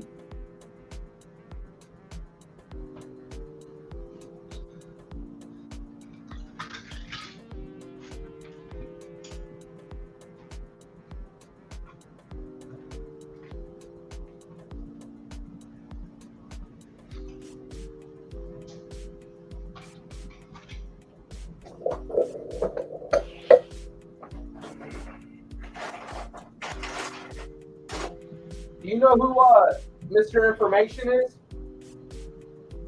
I'm Mr. Information.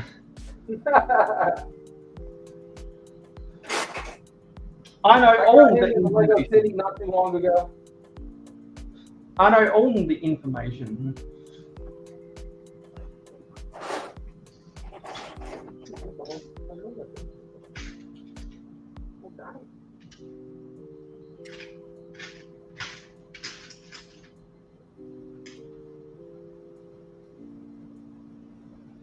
I think Lego Head has something on his mind. I'm desperate, really desperate.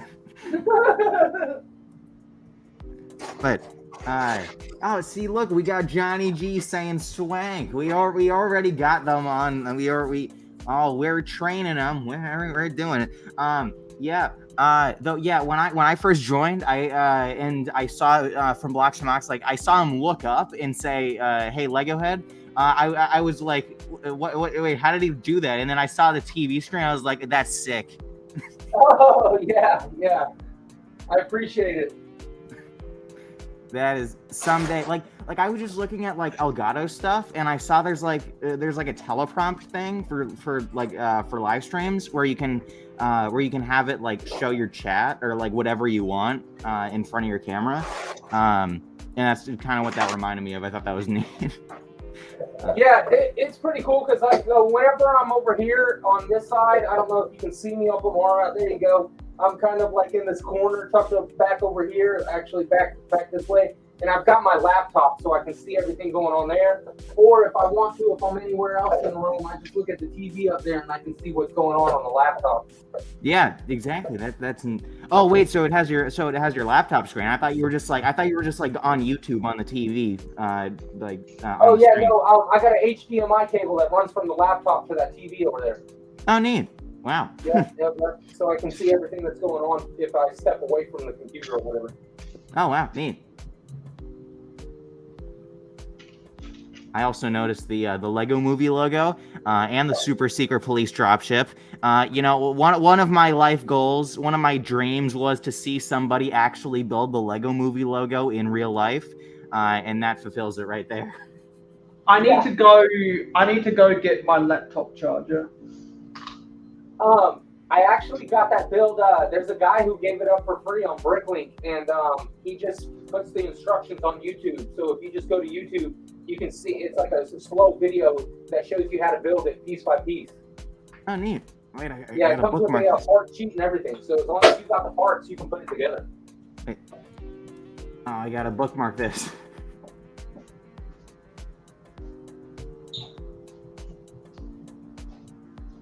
What are you building today? I am not building anything. Probably should. No Lego fan right now? No Lego fan? Yeah, because the last time you were on, you were showing me your fan that you built out of Lego. Oh yeah, no. I have the Lego fan. You want it? It's right here. Yeah, no, that's no, I know.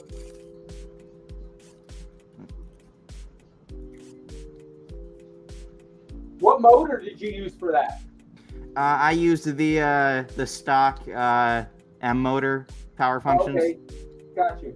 Yeah, the industry standard for Swank Industries. Well, not really, but the industry standard. The swankiest motor money can buy. Yes, the $20 motor.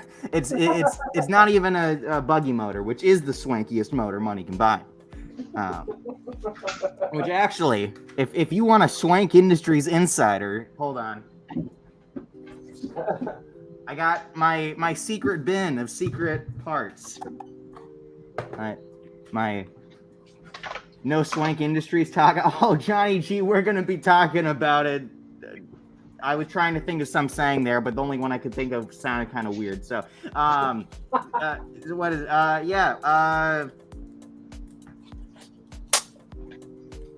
We got the swankiest motor money can buy.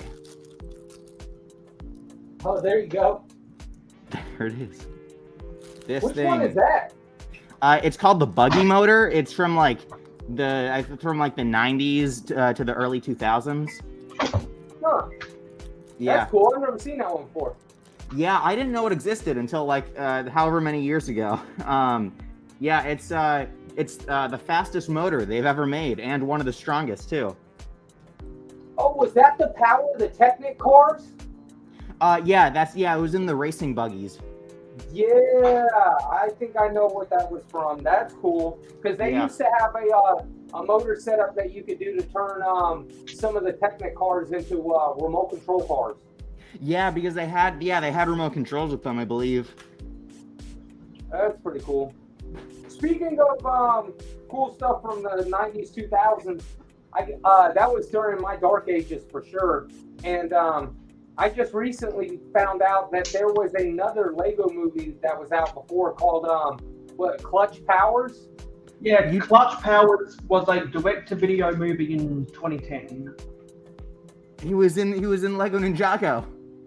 He came back. That's cool. I'm gonna have to see that, see what it's like. Oh, it was something. The main villains in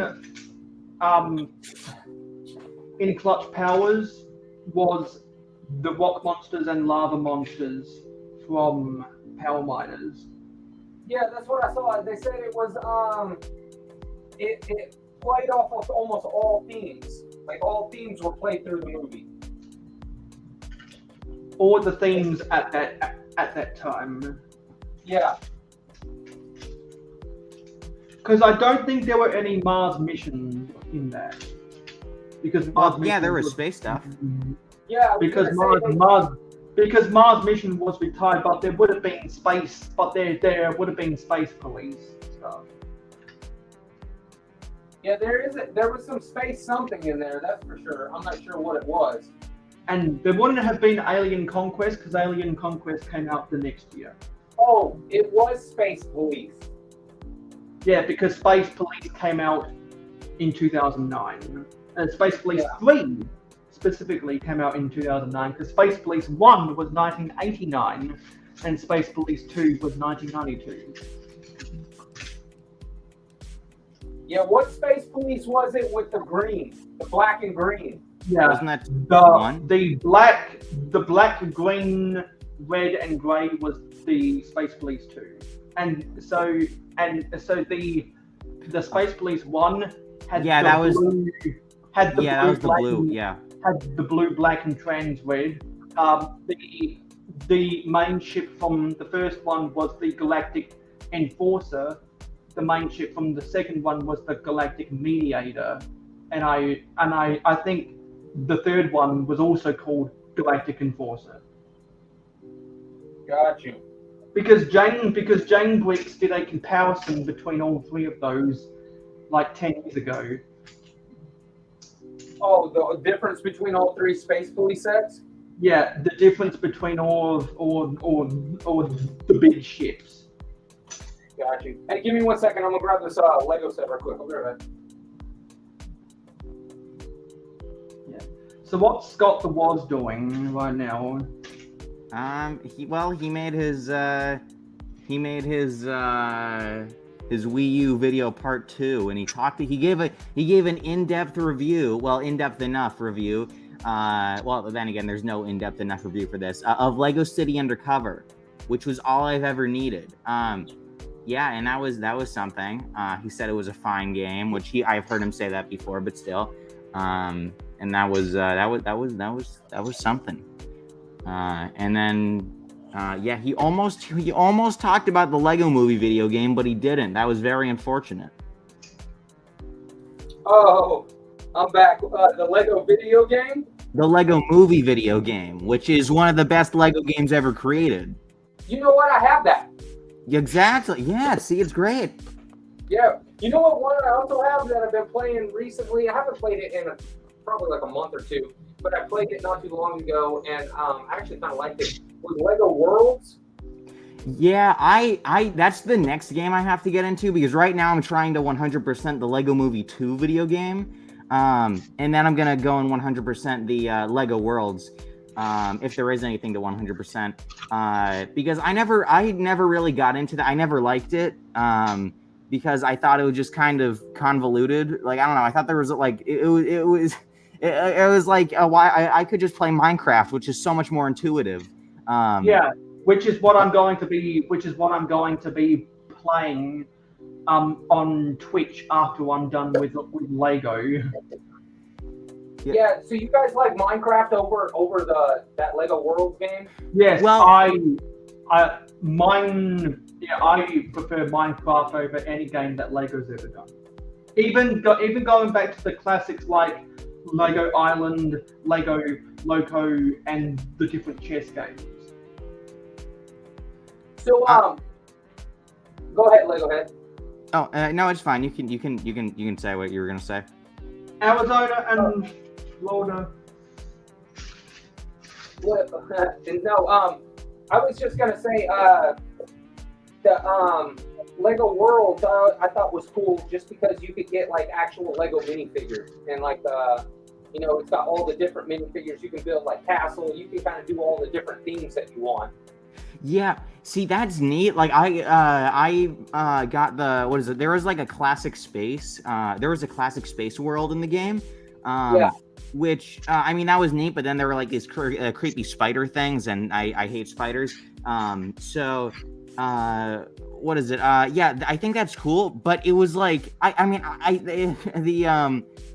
tried. I don't know. It's just like, to build one thing was just like so time consuming and so like tedious to build anything in that game, which is why I hated it.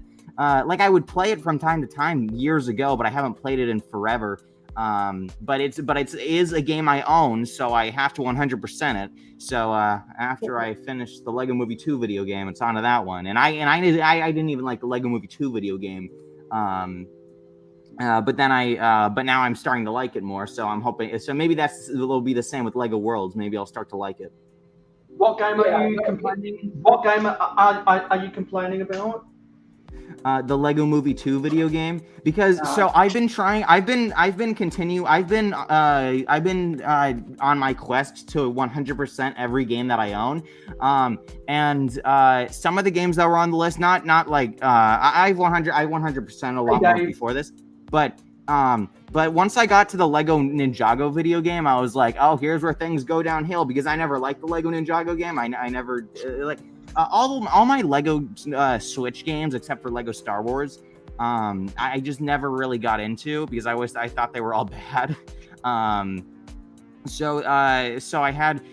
So once I got to Lego Ninjago, I was like, oh well, here is it's going downhill. But then by the end of it, I liked it a lot more. And then I mean, it still looked like it had less production value than the like any other Lego game. But then I finished that, and I got to the Lego Movie 2 video game, and that one I knew had like had like half the production value, or less than like any other Lego game. Like you can kind of just tell. So like I was like dreading getting into that one. But then I ended up but like by now I'm like 97.1% done with it. Yeah, by now I'm like, you know what, it's actually not that bad. Like the more you get used to it. So it's what is it? World on you. Yeah, it did. Once I realized I could play as a different character instead of just the red spaceman Denny, I was like, you know what, this actually isn't that bad. Once I realized I could play as Lego Movie 1 characters, oh boy, it was amazing. And once I realized there was a lot more to the game than I realized, it was fun too, which was kind of the same with the Lego Ninjago game. There was a lot more to that game than I realized. Like there was a whole other section on the island. Which is I was like, oh neat, so there's a lot more. And then that happened with this game as well. So now after I 100% this, once I get to Lego Worlds, I'm hoping it like over time it's just going to be like Lego Minecraft. It's like I hope over time it's going to grow on me, and I'm going to like it by the end. And then I don't know what game is coming after that, but I'll find something. And what's better, those? And what's better, those games or Lego Towers? Is that even a question? Or those games are what? What's better, those games or Lego Towers? I don't know. Lego Challenge. Is that what you said? Lego Towers. Oh, okay. I haven't heard of that. It's only the best game ever created. That and M&M's kart racing, of course. Yeah. So what's better, those games or M&M's kart racing? Is that even a question? Yes, I'm asking legitimate questions because I know the answer. Yeah, exactly. So again, is that even a question? You know, M&M's car racing and Yes, Lego Towers. But the viewers don't know, which is why I asked the question. Okay, I'm gonna tell all the viewers this. Lego Towers and the M&M's car racing, both on the Wii and DS, are the two greatest games known to man. Forget Half-Life. Wait, no, was it Half-Life? Wait, no. Well, that too. People like that one, but well, darn it, what was the game? I know the game. The Last of Us. That's what I'm thinking of. Forget The Last of Us. Forget Mario 64. Forget Mario Galaxy. Forget Mario Kart 8 Deluxe. No, M&M's car racing and Lego Towers, the two best games ever. Yeah. Forget Super Smash Brothers. Melee. Forget Melee. Forget Luigi's. Forget Luigi's Mansion. Forget Minecraft. Forget PUBG. Forget Call of Duty. Well, I mean, you could already forget PUBG. Forget Halo. Forget Pong. Forget Asteroids. It's all M&M's kart racing and Lego Towers. You know what I heard you didn't get rid of? None of y'all said get rid of GoldenEye 007 because y'all are... No, GoldenEye. No. Who likes that now? The only good thing to come out of that on the Wii was the Gold Pro controller, the Gold Classic Controller Pro. I'm talking about GoldenEye 64. Yeah, and that too. You can forget about that as well. No, that's the game, man. The game of all games. That's what started it all. It's not M&M. Mario Kart's pretty legit. I still play Mario Kart Wii with my friends, and our Wii is 17 years old now. The only reason we still play that is because that's the only console I've ever owned. I was gonna ask if you. I'm more of a PC gamer than a console gamer. Got you. Yes, so you play Lego 2K yet?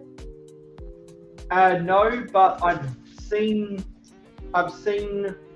the Brickable Cow play it, and it's I'm not that big into the sandbox games, to be honest. I'm not a big sandbox guy, and I'm not a big RPG guy. Gotcha. Yeah, I just like how you can build your own cars and race them around. I think that's pretty cool. I haven't got to play it yet. Apparently there are challenge because I was on some of the Brickable Cow streams when it was playing 2K before Cal and Ingrid got addicted to Lego Fortnite. Yeah, I know. I've seen that. It seems like there are in-game challenges where you can earn currency to buy new pieces to build more custom cars in 2K Drive. I thought this was an Outback set. This is one of the sets I was gonna mention earlier, but thought it was an Outback set. It's actually called like Gator Landing or something like that. It's this is one of the sets I was trying to tell you about earlier. It's set 6563. I don't know if you want to look that up whenever. But that's one of those sets I was talking to you about, Mayo, and I was trying to tell you that I thought that was an Outback set also, but it's not. Yeah, because you can share screens whenever you want to. Oh, so I can share myself making a thumbnail? No, I'm talking about RC sharing pictures of Lego. Oh, I don't even know how you do that.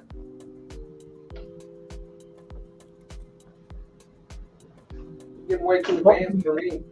What you do is on StreamYard, you go down to the bottom and you click present, and then you go share, then you click on share screen, and that gives you an option for your entire screen, an individual window, or your current tab. Oh, Johnny G, yeah, you see? Nintendo 64, buddy. I got you. I see how this works. I'll have to try it out next time. Is that something about Unitron? No, I'm making a thumbnail for a possible monorail video. Did Unitron make a monorail? Huh? Unitron didn't make a monorail, did it? Yeah, they did. They made a 6991. So there's Futron. There are Then 3 there- monorails. And then there's the which one is that? Is that the one where it separates with the wheels? Yeah, it does. Yeah, that's this Okay, so that is what it is. All right. And the And then there's that one, yeah. the Unitron monorail is the best one because it has the switch tracks. Yeah, no, that is cool. And then they have the original one, which was the airport one. Well, actually, the airport is not the original. What? Oh, Futron is? The Futron monorail came out 3 years before the airport shuttle. Oh, okay, cool.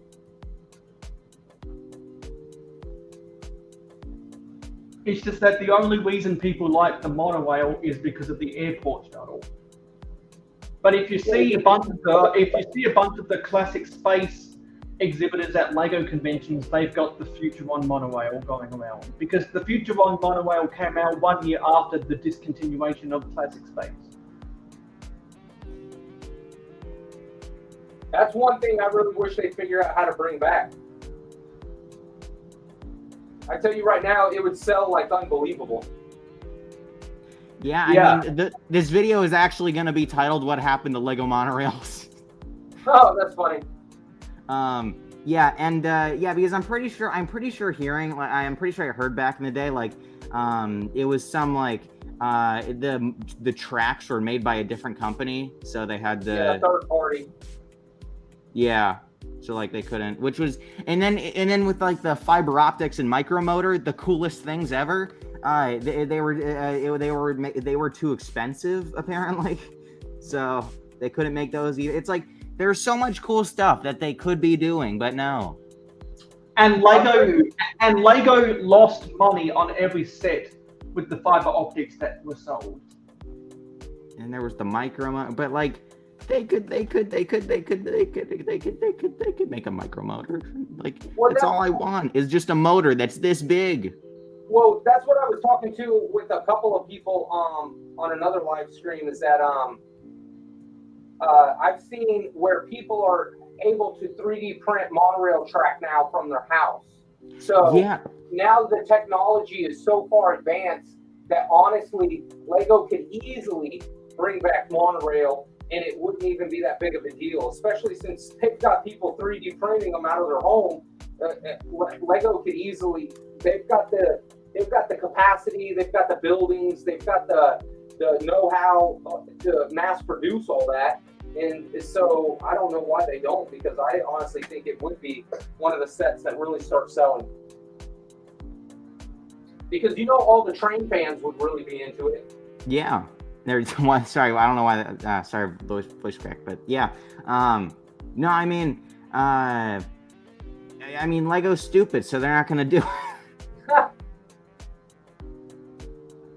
Yeah, they're stupid enough to transition all their terrible technical difficulties over to Bricklink. And then Brickzar complains about it, and Lego's Instagram responds to him.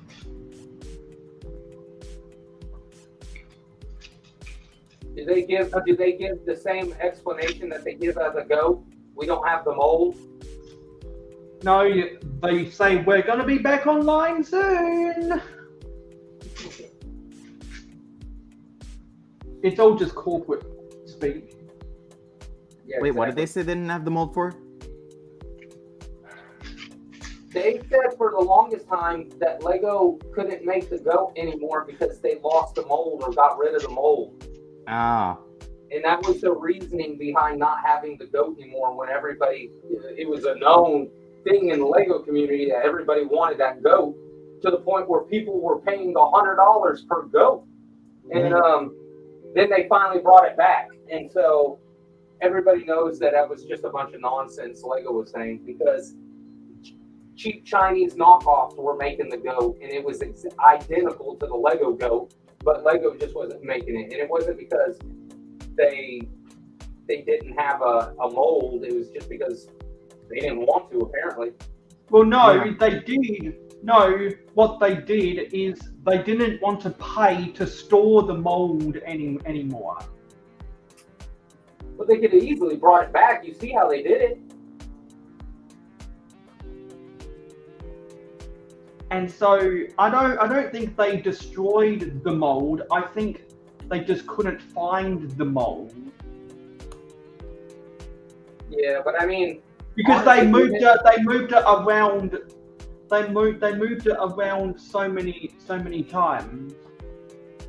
Yeah, but I mean, honestly, they could have made a new mold out of an old goat. They could have got their hands on a goat because it's Lego. I'm sure they had a goat somewhere around, and they could have used it to cast a mold and then make a new mold and then end up printing them again. Yeah, because what really eats into the bottom line is not tooling the mold. It's about storing the mold. And they didn't want to store the mold. They didn't want to store the mold of base plates or the monorail track, which is why they outsourced those. Yeah. Well, all right, fellas. It's 11:08 my time, and I got a few things to do before I get to bed, and then I got my family leaving in the morning, so I'm probably gonna get off here. But it was good to hang out with you guys again. Good to talk Lego. And on episode 31 of Real Whole Egg, hopefully I'll have my table cleaned off where we can start building the scaled up minifigure, and hopefully I'll have the description retooled to include my details, to include RC's details, and to include Lego Head's details. Very nice. Well, I appreciate it, guys. Thank you, Dave. I appreciate it, buddy. And you too, Lego Head. It's been nice chatting. You too. And Johnny G, we'll see you next time too. Thanks for tuning in, guys. I appreciate it. It's always fun. And so, I guess we'll do it again on Wednesday, Mayo. No, because you're the co-host of Real Whole Egg. That Wednesday was just a one-off. Oh, okay. All right. I didn't know if you wanted to do it again, but okay, cool. No, well, that was just a one-off. Okay. All right. Well, if nothing else, I'll see you guys again on the next Friday. See ya. All right, guys. Have a good night. See ya. Later, buddy. And now we've entered the second act.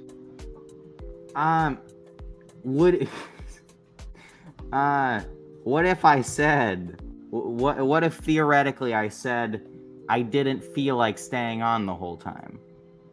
You don't have to be here the whole time. Okay, I didn't know if you were gonna like kill me if I said okay.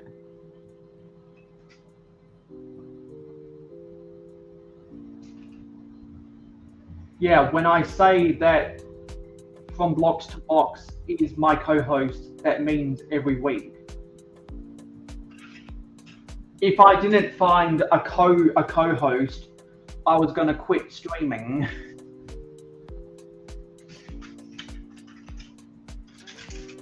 I found a co-host, so I'm not going to quit streaming. Oh, I meant just like for this stream, like if I don't feel like staying on the whole time. No, I'm just putting it out there because there's some confusion in the chat. Ah. And I have to keep on explaining the context to people because they forget.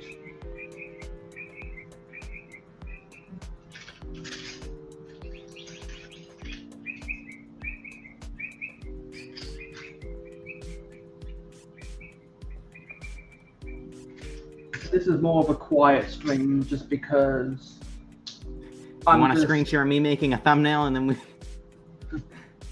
Nah, this is more of a quiet. This is more of a quiet stream because I'm trying to group the Lego pieces together.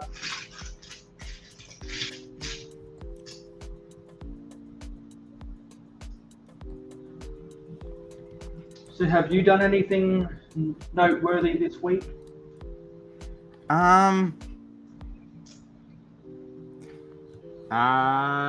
I don't. I mean, not like in the Lego world. I don't think so. Except clean my room up slightly, like slightly, because it's already basically as clean as I can get it. Yeah, in the Lego world, I probably haven't done anything. I don't know what else. I don't know. I don't really know if I've done. I've started working on another video. I just need to I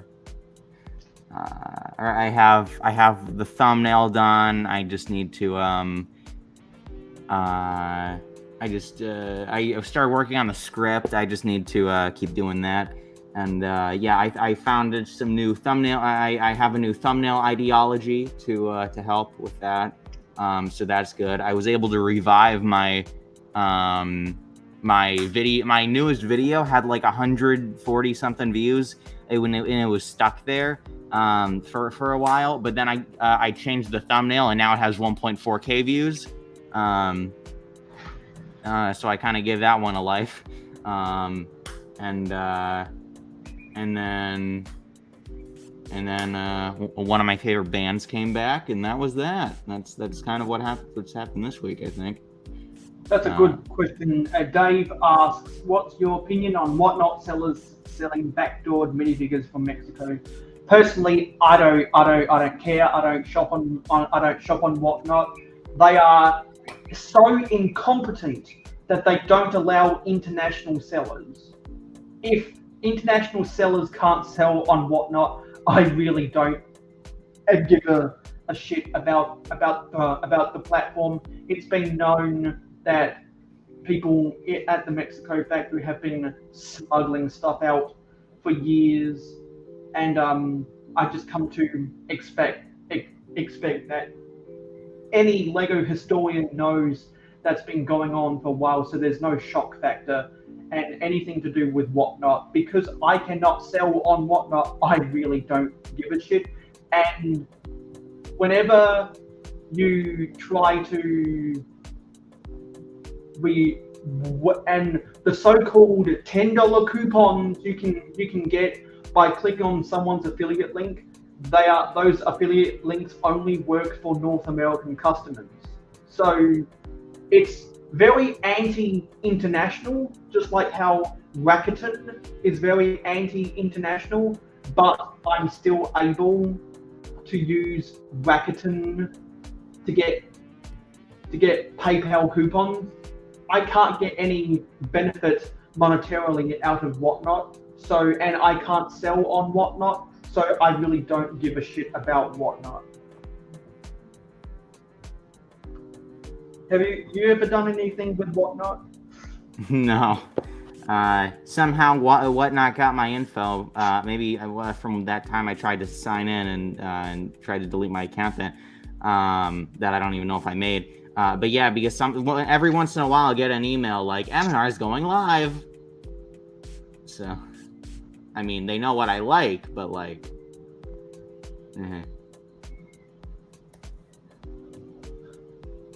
Exactly. I joke about when people overpay for stupid shit on whatnot. It's not because they want to buy that stupid shit. It's because they want to clone the person's DNA of whoever sold it. Like they want to clone M&R, they want to clone Emmasaurus, they want to clone Brixie. Everyone in the Lego community who has a whatnot deal is an influencer, and therefore people that buy from them don't want to. The reason they're overpaying is because either they're simps or they want to clone their heroes. And that's why Hoarder says, whatnot is horrible for the buyer. Why go on there and bid people up just to purchase something for twice the cost of Wickling? I will never understand people shopping on there. Some people do find good deals on whatnot just because people don't know. Some people don't know what they're selling, but it's heavily driven by influencers. eBay is not. Wicklink is not. Wickowl is not.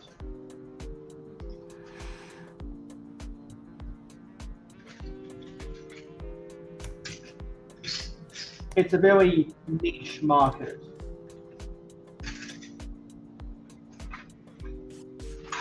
And it does feel like a scam in some aspects. I would gladly sell, well, I would gladly do stuff on whatnot if I was able to sell on whatnot, but I can't because of the country I live in, which is capitalistic exclusion. They don't let people from my country sell, so I don't give a shit. That's my honest opinion about whatnot.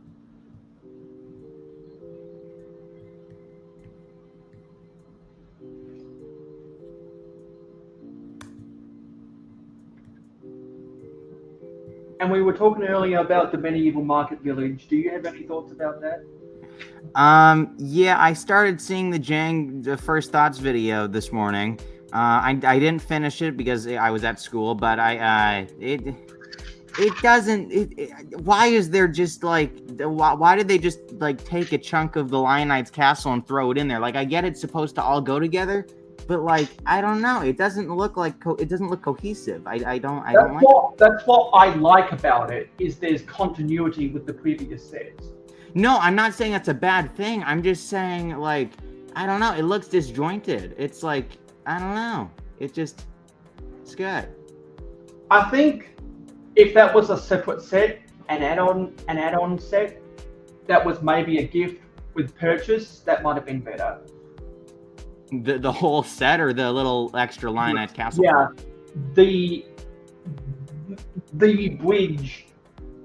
bridging of the two sets, part of the set, might have been better because you know with the Gringotts Bank how they had the GWP that was that vault. Maybe.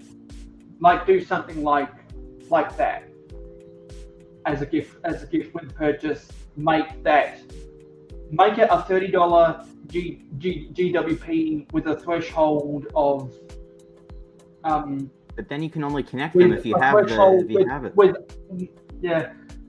And make it a GWP, a $30 GWP with a threshold of $250 and have it and therefore make the medieval market village slightly cheaper, and use that as a gift with purchase to incentivize you to buy any Lego set, which might include the medieval market village. Because something I laugh at is when people say, oh, this is a modular gift with purchase. You can only buy it with the modular. No, you can buy any gift with purchase with anything unless it's tied to themes. Hey, Christine. And so they were talking, Good Morning Brick World were complaining about the modular gift with purchase, and Shy Time is my time, and I were in the chat saying there's no such thing as a modular gift with purchase. Because I brought up the fact that Lego does not market it like that, therefore it is not official. And Shy Time confirmed what I was saying, which added credibility to my argument. And there are still people running around claiming that the modular gift with purchase is a real thing when it's not. You can buy any set and get the so-called modular gift with purchase. And most of the modular gift with purchases are just vehicles, and I don't give a shit about that crap. You know what I do give a shit about? The Forest Hideout, or the Magisto's Magical Workshop, or the Scary Pirates. Stuff like that. Or for people who are a little bit more niche, the Galileo whatever. Or the old Charles Dickinson book that you could turn that book into a playset. I don't just want vehicles, because we get vehicles like that in the city and the creative things every year. There's nothing special about it other than that you can only get it, and it's totally not the same design as the stuff we're already doing. It's totally different, and that's why I think it's overhyped. Do you have any thoughts about the modular GWP? If they sell a connection piece to go from one set to another as a promo, then that's only going to be available for a limited time. I don't really know if that makes sense. Yeah, because they did the vintage taxi, they did the moving van, they've done the hot dog van now. What are some? No, but I'm saying like for like the medieval whatever thing, like if they made that, you were saying like if they make that bridge or whatever its own promo. I don't really know if that makes sense, because then it's not like, then it's like if you don't get it within the time the promo, like yeah, you could get it offline, but like or on like from somewhere else, but it's like that wouldn't really make sense to have that as a promo. Yeah, but what I'm saying is that's the strategy they've been doing. Like to connect two things, you need to have something specific. Not for it to be a connection, but it to be an add-on. Because, like you said, it looks like it's just kind of been tacked on. What if as an add-on, it's fine. But what I'm saying is, if they made that thing that just looks like it's been tacked on as a gift with purchase, the set itself would be cheaper. Yeah. Yeah. I mean, yeah. And people always want ways to get. People always look at a build of a set and say, yeah, if they got rid of this would be cheaper.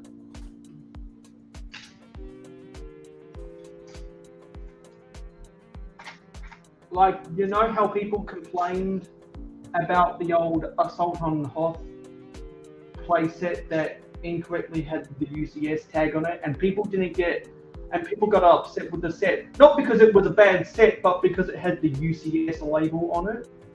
Yeah. People got upset with that, and then they said, this is not a collector's series, this is a playset. And they talked about, well, if you got rid of this and this, you could make it cheaper. And people were upset that it only included 3, not the full 4 power generators. And people were upset that they skimped out in some of the interior. There were a lot of weird decisions with that set.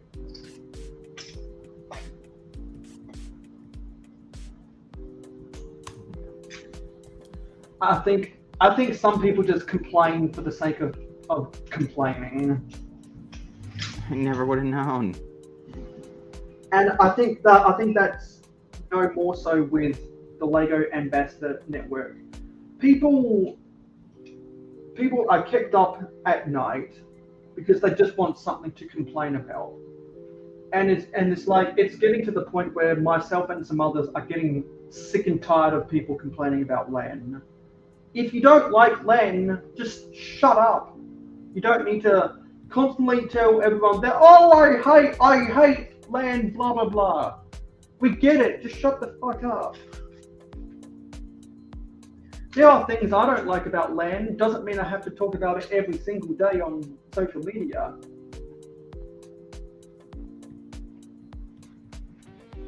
And people forget that there are good people in LAN.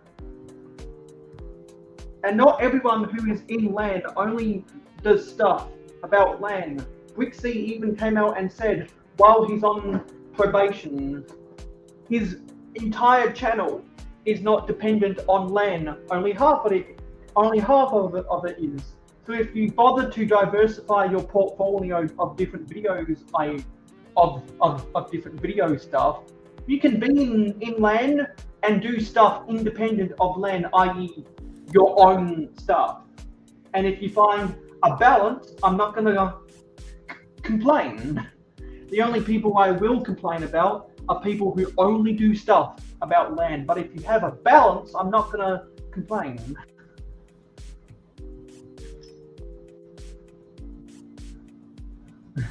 Yeah, all is on my side. I'm tired of all the negativity, with the exception of the hype out. Yes, if it's entertaining negativity, then that's fun. I'm staying clear of it. Yeah, because I'm just gonna tune out all of the people who constantly complain about LAN, and I'm going to tell them shut up and stop complaining. We get it already. I'm gonna tell them that because I'm sick of reading it all the time. Because most people that do that either just want something to complain about, or they don't know what they're talking about. Do you know what you're talking about, Lego Head? Scott.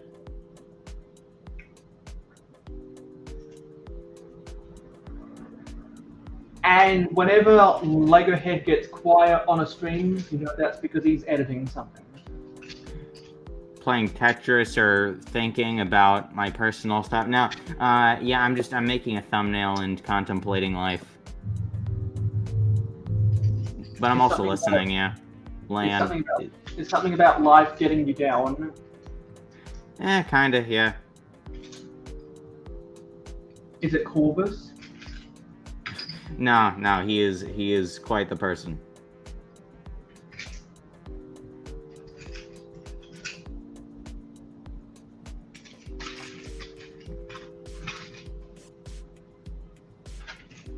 I think I've grouped most things I can group now, so I might start.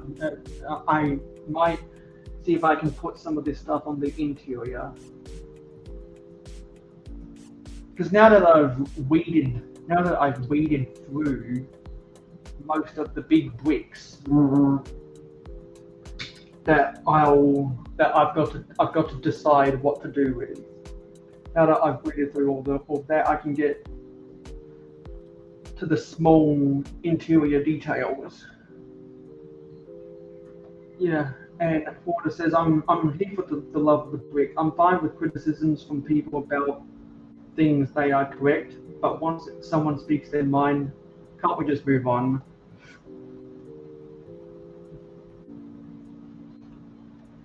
I'd prefer it if someone just made a video that was nothing but a rant, so people could choose whether to watch it or not. Like, I see people in live stream comments every day, they always talk about LAN. I'm like, bro, make a video and complain about it. Give us the option not to have to listen to you.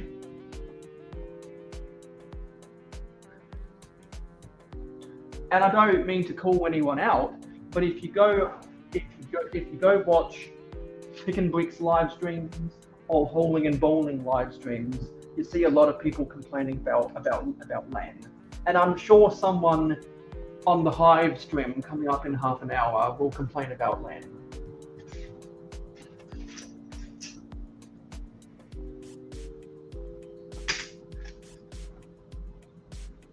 And I feel so tired right now.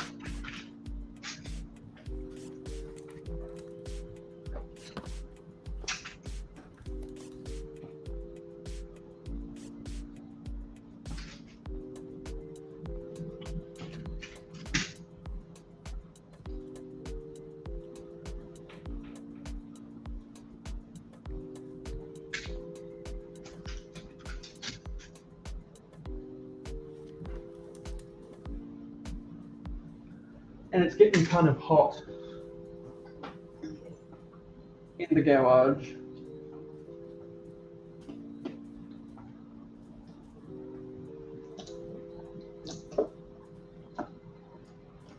Do you get hot wearing that mask? A little, yeah. Well, so wait, what mask? What are you talking about? Has anyone on Discord ever seen a face reveal? I mean, not anyone in the Scots. Actually, no. Well, Sammy's seen my Sammy did.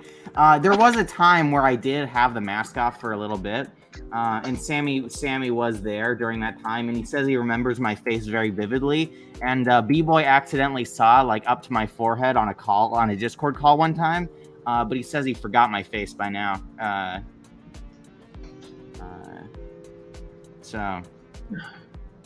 And then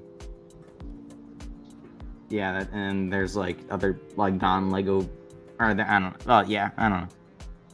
That's. I need to stretch up and go get something. Where is it?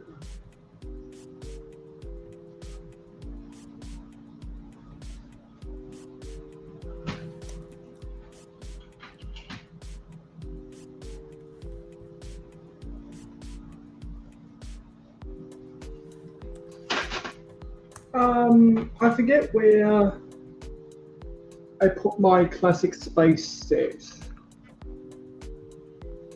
I have the instructions right here.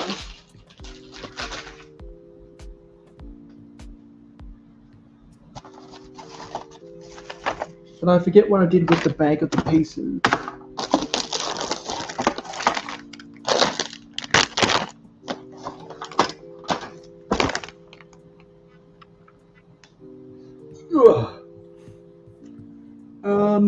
What did I do with it?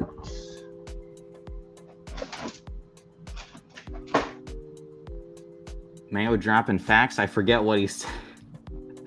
Oh yeah, we were yeah. I have the pieces in the bag again. We got a Scott in the chat. I think they want to see this epic thumbnail creation. Well, what did I do with it? Mayo, I think it's time. Yeah, I think I might have left the bag of the pieces elsewhere.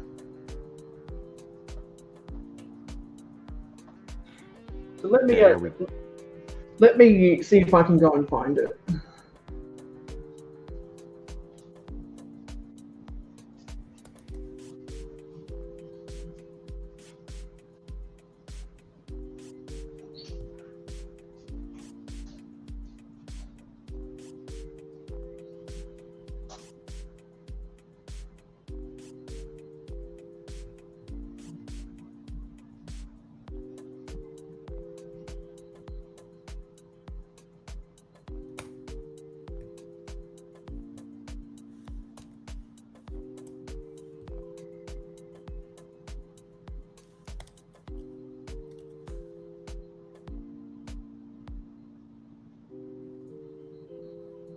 How's that thumbnail?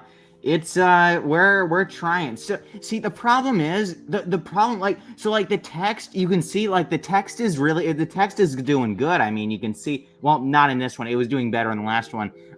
Like people are gonna see the text, but this thing is so like see where the so like that's without the heat map. That's what. So like those spots. That's like where people are gonna look. So like the text is doing fine. People are gonna see the text, but no one's gonna see the actual monorail itself. Maybe I could here. What if we did Lego Futron figure? Yeah, and then we take this, and then we do this, and some of these, and some of these, and some of these, some of these, do some of that.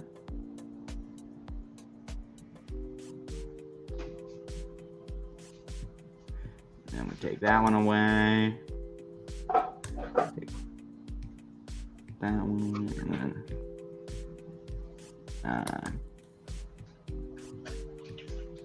yeah.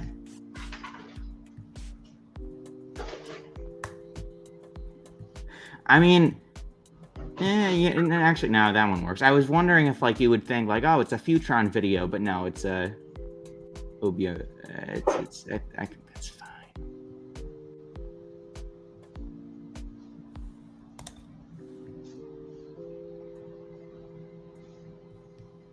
I can't find the pieces. It's buried underneath.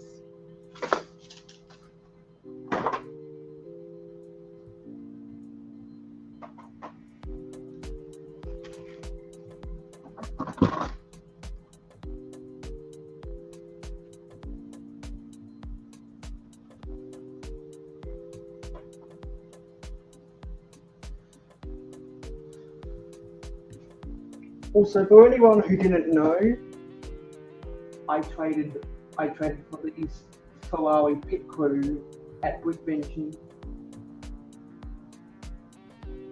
One of them still has the Shell Vodafone sticker on their back.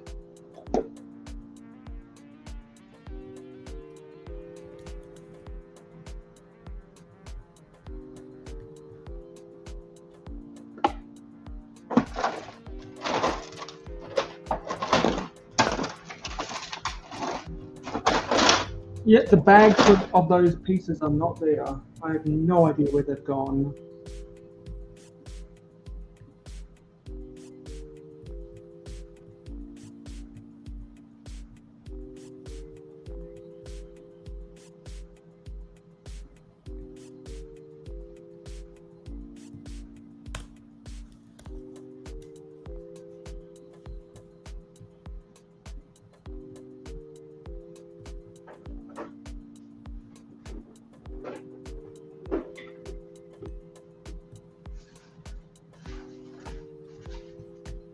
Oh, what is there in here somewhere?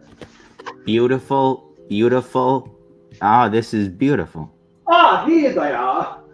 Yeah, I remembered I had a red tub with some of the pieces that I haven't put away that I used to build vehicles.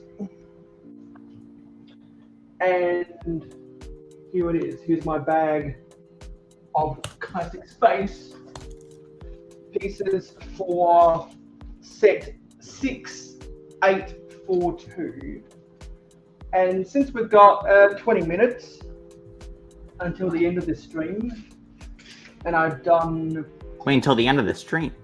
Yeah, and I've done grouping most of the big wigs out of the way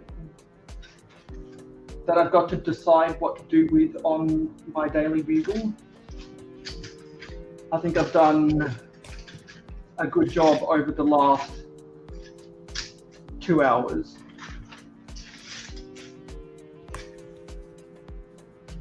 Yeah, I'm going to go to Hive stream afterwards. Oh, yeah. And while I'm watching Hive stream, on the YouTube side, you'll raid over to Brick Hive. On the Twitch side, I'm going to move my microphone and move my HP computer so that I can play Minecraft while listening to Brick Hive, because that's the kind of stuff you can do on Twitch that you can't do on YouTube because of copyright reasons. Okay. We wait, no, the screen sharing. I was gonna ask you something. No, because I'm going to build this classic spacesuit. But this is important. This is about classic space. This is okay. Let me clear out my webcam. So look, so this is the chat. Can you help with this as well? Which one do we pick?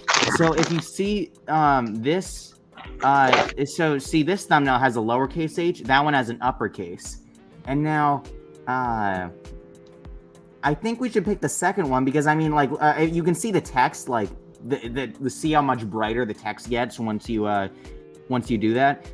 So I think that's good. Though if you look at the person's, if you look at the figures, like, see how there's green right there, and then like around here, well, it gets more. Well, okay, there's still some there, but like it gets more, like that kind of goes away, and it gets bigger here, and then a lot bigger there. So should we just do this one? Because I mean, I guess they don't really need to look at that. I mean, this and that are the main focus points. So I guess, though, but like there's like a lot of extra like overflow there. Then it gets more centered, which I guess is like kind of what you want to. I guess is kind of what you want. So you know what? Yeah, I guess we're using the second one.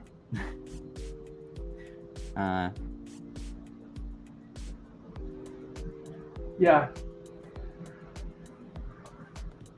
Anyway, let's get this set up again so we can quickly build this classic space set. So we've got fold out instructions, and I've already built the minifigure. The main reason I wanted this cheap little set is because of the red astronaut. So let's see if we can put this together, shall we?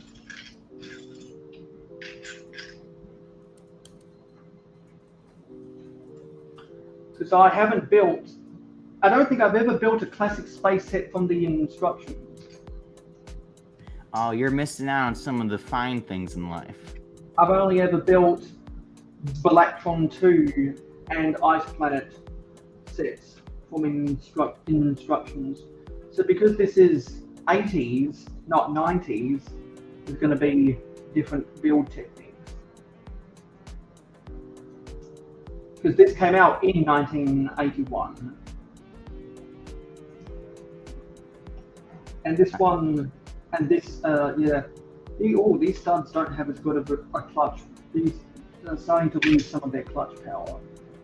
Either version, they both work like that. Yeah, I think I'm going to use the second one first, and then we can use that's going to be thumbnail A, and then the thumbnail B is going to be the second one, or the other one, the first one, the first option. I don't like this. I don't like this build, how it's connected like that. Though, a little bit flimsy. So you know, Mayo, check what the screen share is showing now. Now you're playing Tetris. Yeah, you're right, Johnny. Until you put some of these plates on, the 80s style jets are a little bit flimsy, and the instructions for this just starts off with building the chassis, and it doesn't tell you how to build the chassis. It just gives you a picture of the chassis and nothing else, which is not what they do in the 90s. They want to do that in the 90s. Yeah, because I do like the 90s instructions better than the 80s instructions. So that's why it's a new experience. The only time I've ever built something from the instructions from the 80s was the 1982 Trader boat.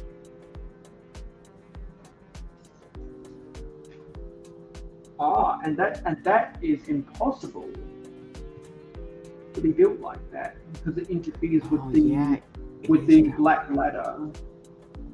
It's interesting. I'm adding the 1982 freighter boat to my my wish list.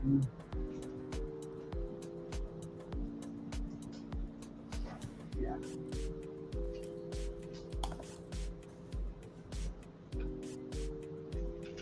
This modified plate underneath to look like some lasers.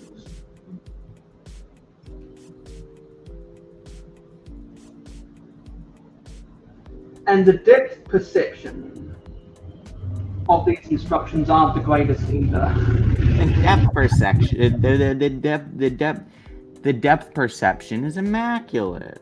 Because it looks like some of these plates are underneath when they're actually at the same height. Yeah, no. See, it's a joy building a classic space set, but it's also a pain at the same time. Yeah. And that's what I knew I was walking into when I bought this. When I saw that it had the red astronaut and not a blue or yellow astronaut, I was like, yeah, this probably isn't going to be as robust as sets after 1983. 1983. They say all right. I think 1983 is my favorite year for the classic space thing. Because I think after 5 years they finally knew what they were doing. And also, this is a new mold for me. I've never seen this mold before. The regular 1x2 slope brick doesn't have the tube on the bottom. It's hollow. If I compare that to a light bluish grey 1x2 slope from the Daily Bugle, you see that it does have the tube at the bottom. Yeah, that's how they did it back in the day. So in 1981, they didn't have the tubes on the bottom. Interesting. I wonder when they changed that mold. And as a result, it's a little bit trickier to get these on, just a tiny bit trickier. Not all the way tricky, but still just a little bit trickier. And there is, I think, actually, let me compare the clutch power of this. The clutch powers? Yeah, I think because they don't have the tube on the bottom, there's slightly too much clutch power. As I'm comparing the pair. There's more. There's definitely more grip when you have the tubes, but I think there's less clutch power. From Blocks to Mox went to bed about 45 minutes ago. Cliff. And since I got done cleaning up and grouping some pieces from the Daily Bugle, we're ending this stream by building this classic space set 6842 from 1981. And because this is a fold out, now I have to turn over the page. So if anyone wants to see the conversations we had from Blocks to Mox, you can go back and watch the first 2 hours and 10 minutes of this stream.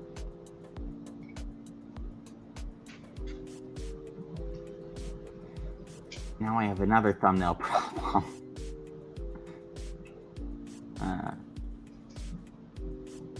And I'm glad that there's a 2x3 classic space print slope.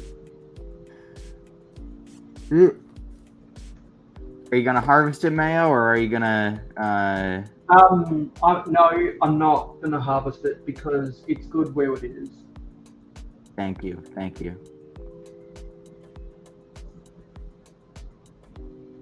Something doesn't look quite right about that. Okay, these. Okay, that goes there.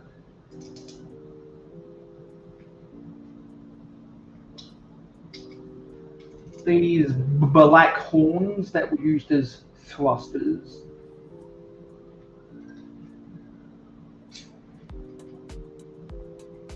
And there's something All that goes horn above. pieces.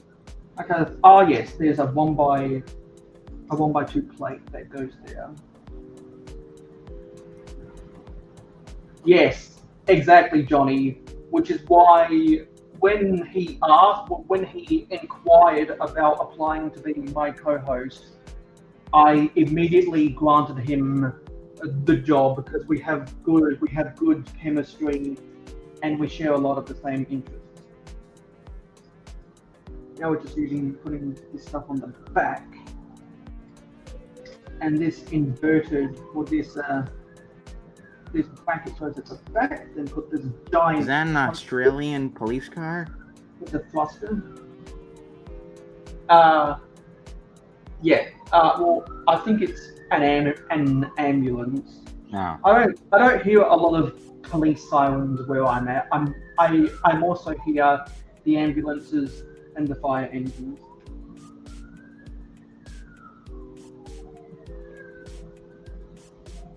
And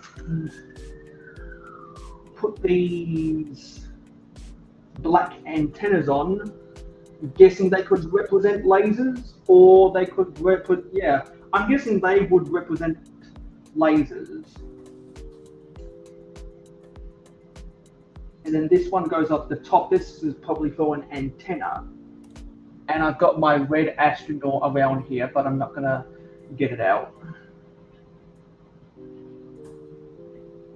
And let me just look at the instructions, and I think that's right. This is my copy of set 6842.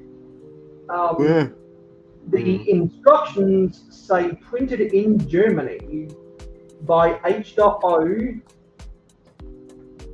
Herschel in Hamburg, made by Lego Systems A/S, Denmark, copyright 1981. That's what it says for the fine print at the bottom of step 11. Yeah, would you believe that this set only had 11 steps? But that's because this set does not break down its construction. When I was complaining about step 1, this is what I was complaining about. Really? That's step 1? All of those pieces is step 1? That's funny.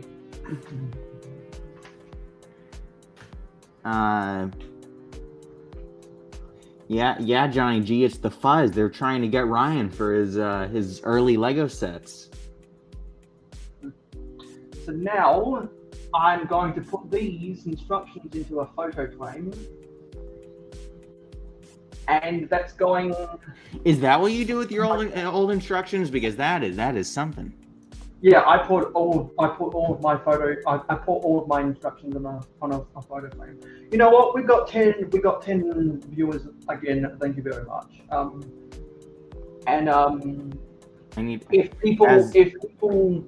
If people don't leave a like, then the channel's gonna die. Really? Sorry. So yeah, when I get my interplanetary space base put back together, this is going to be one of the spaceships parked at the docking bays, because it's a nice compact ship that's not too heavy, doesn't have a lot of, it's not top heavy or back heavy, so it should sit comfortably on a docking bay instead of a landing bay.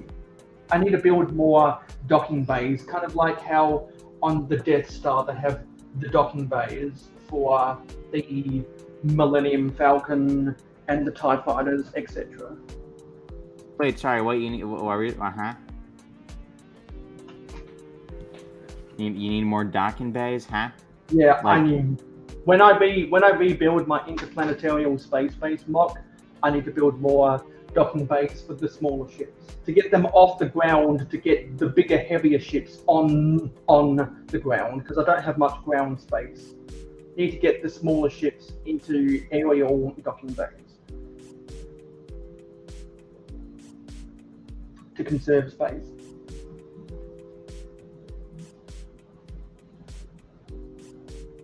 So I think I'm done today. Let's see who we had in the comments. We had over 200 comments, according to StreamYard. Streamer tell you now? Well, if you don't open the comments, they do. Oh, yeah. Yeah. So we had Johnny D, Mr. Blue, from Locks to Mox, my co-host. Trebs Reborn, Lego Team B, Clever Pig, Macro Bricks. Ah, he was here. Steve Weiser,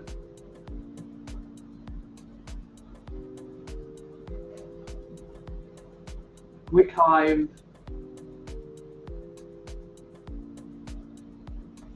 Duck Howl,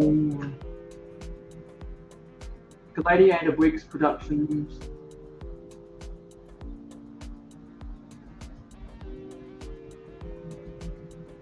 Lego Head Productions AZ, who's on the panel, Dave Brick 76,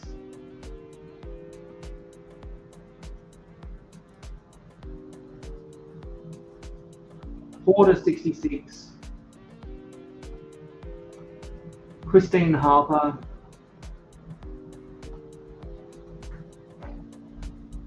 Clicking Cliff, and Brickstein says, I was here just lurking though. Well, thank you for lurking, and I know that in New Zealand it will be, it's gonna be dinner time soon. I just like to see a stream where like nobody says anything the whole stream, and then at the end of the stream, it's like, well, no one was here. See you later. And then they're like 100 different people just type in the chat. I was here. I was just lurking. Yeah, we appreciate the lurkers. So I've got my desk partially cleaned up, and we built a classic space set. And I've been waiting for the right time to build this. And I figured, since Lego Head's here, and I know that he likes classic space, and it won't take much time, and I need something to do, I was like, yeah, why not? So thanks for watching this stream, everyone. You can catch from Blocks to Mox and Lego Head Productions AZ, my co-hosts, every Friday night at 9 p.m. Eastern, which in Australia is at 1 p.m. Eastern on a Saturday, every episode of Real Whole Egg. And also we have Douglas Nick Wicken, who says, I prefer stalking over lurking. He must have also been lurking. Thank you. We appreciate the lurkers. So yeah, I'll see you on my next live stream. I'll see you in my next short, and I'll see you in my next video, which will be my vlog about Brickvention. So on the YouTube side, we're going to go right over to Brick Hive, but on the Twitch side, if you still want to watch me, you can come and follow me over on Twitch. We will continue the Twitch stream, and I'm going to be playing Minecraft over there. But on the YouTube side, we're going to right over to Brick Hive. So let me get the link for Brick Hive stuff.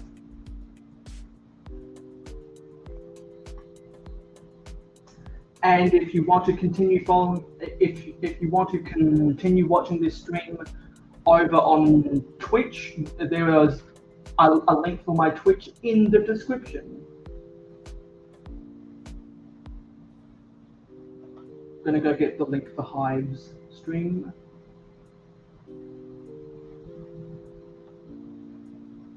Come on. Come on. How do I share this? Okay. Yeah, let me get this. Control C.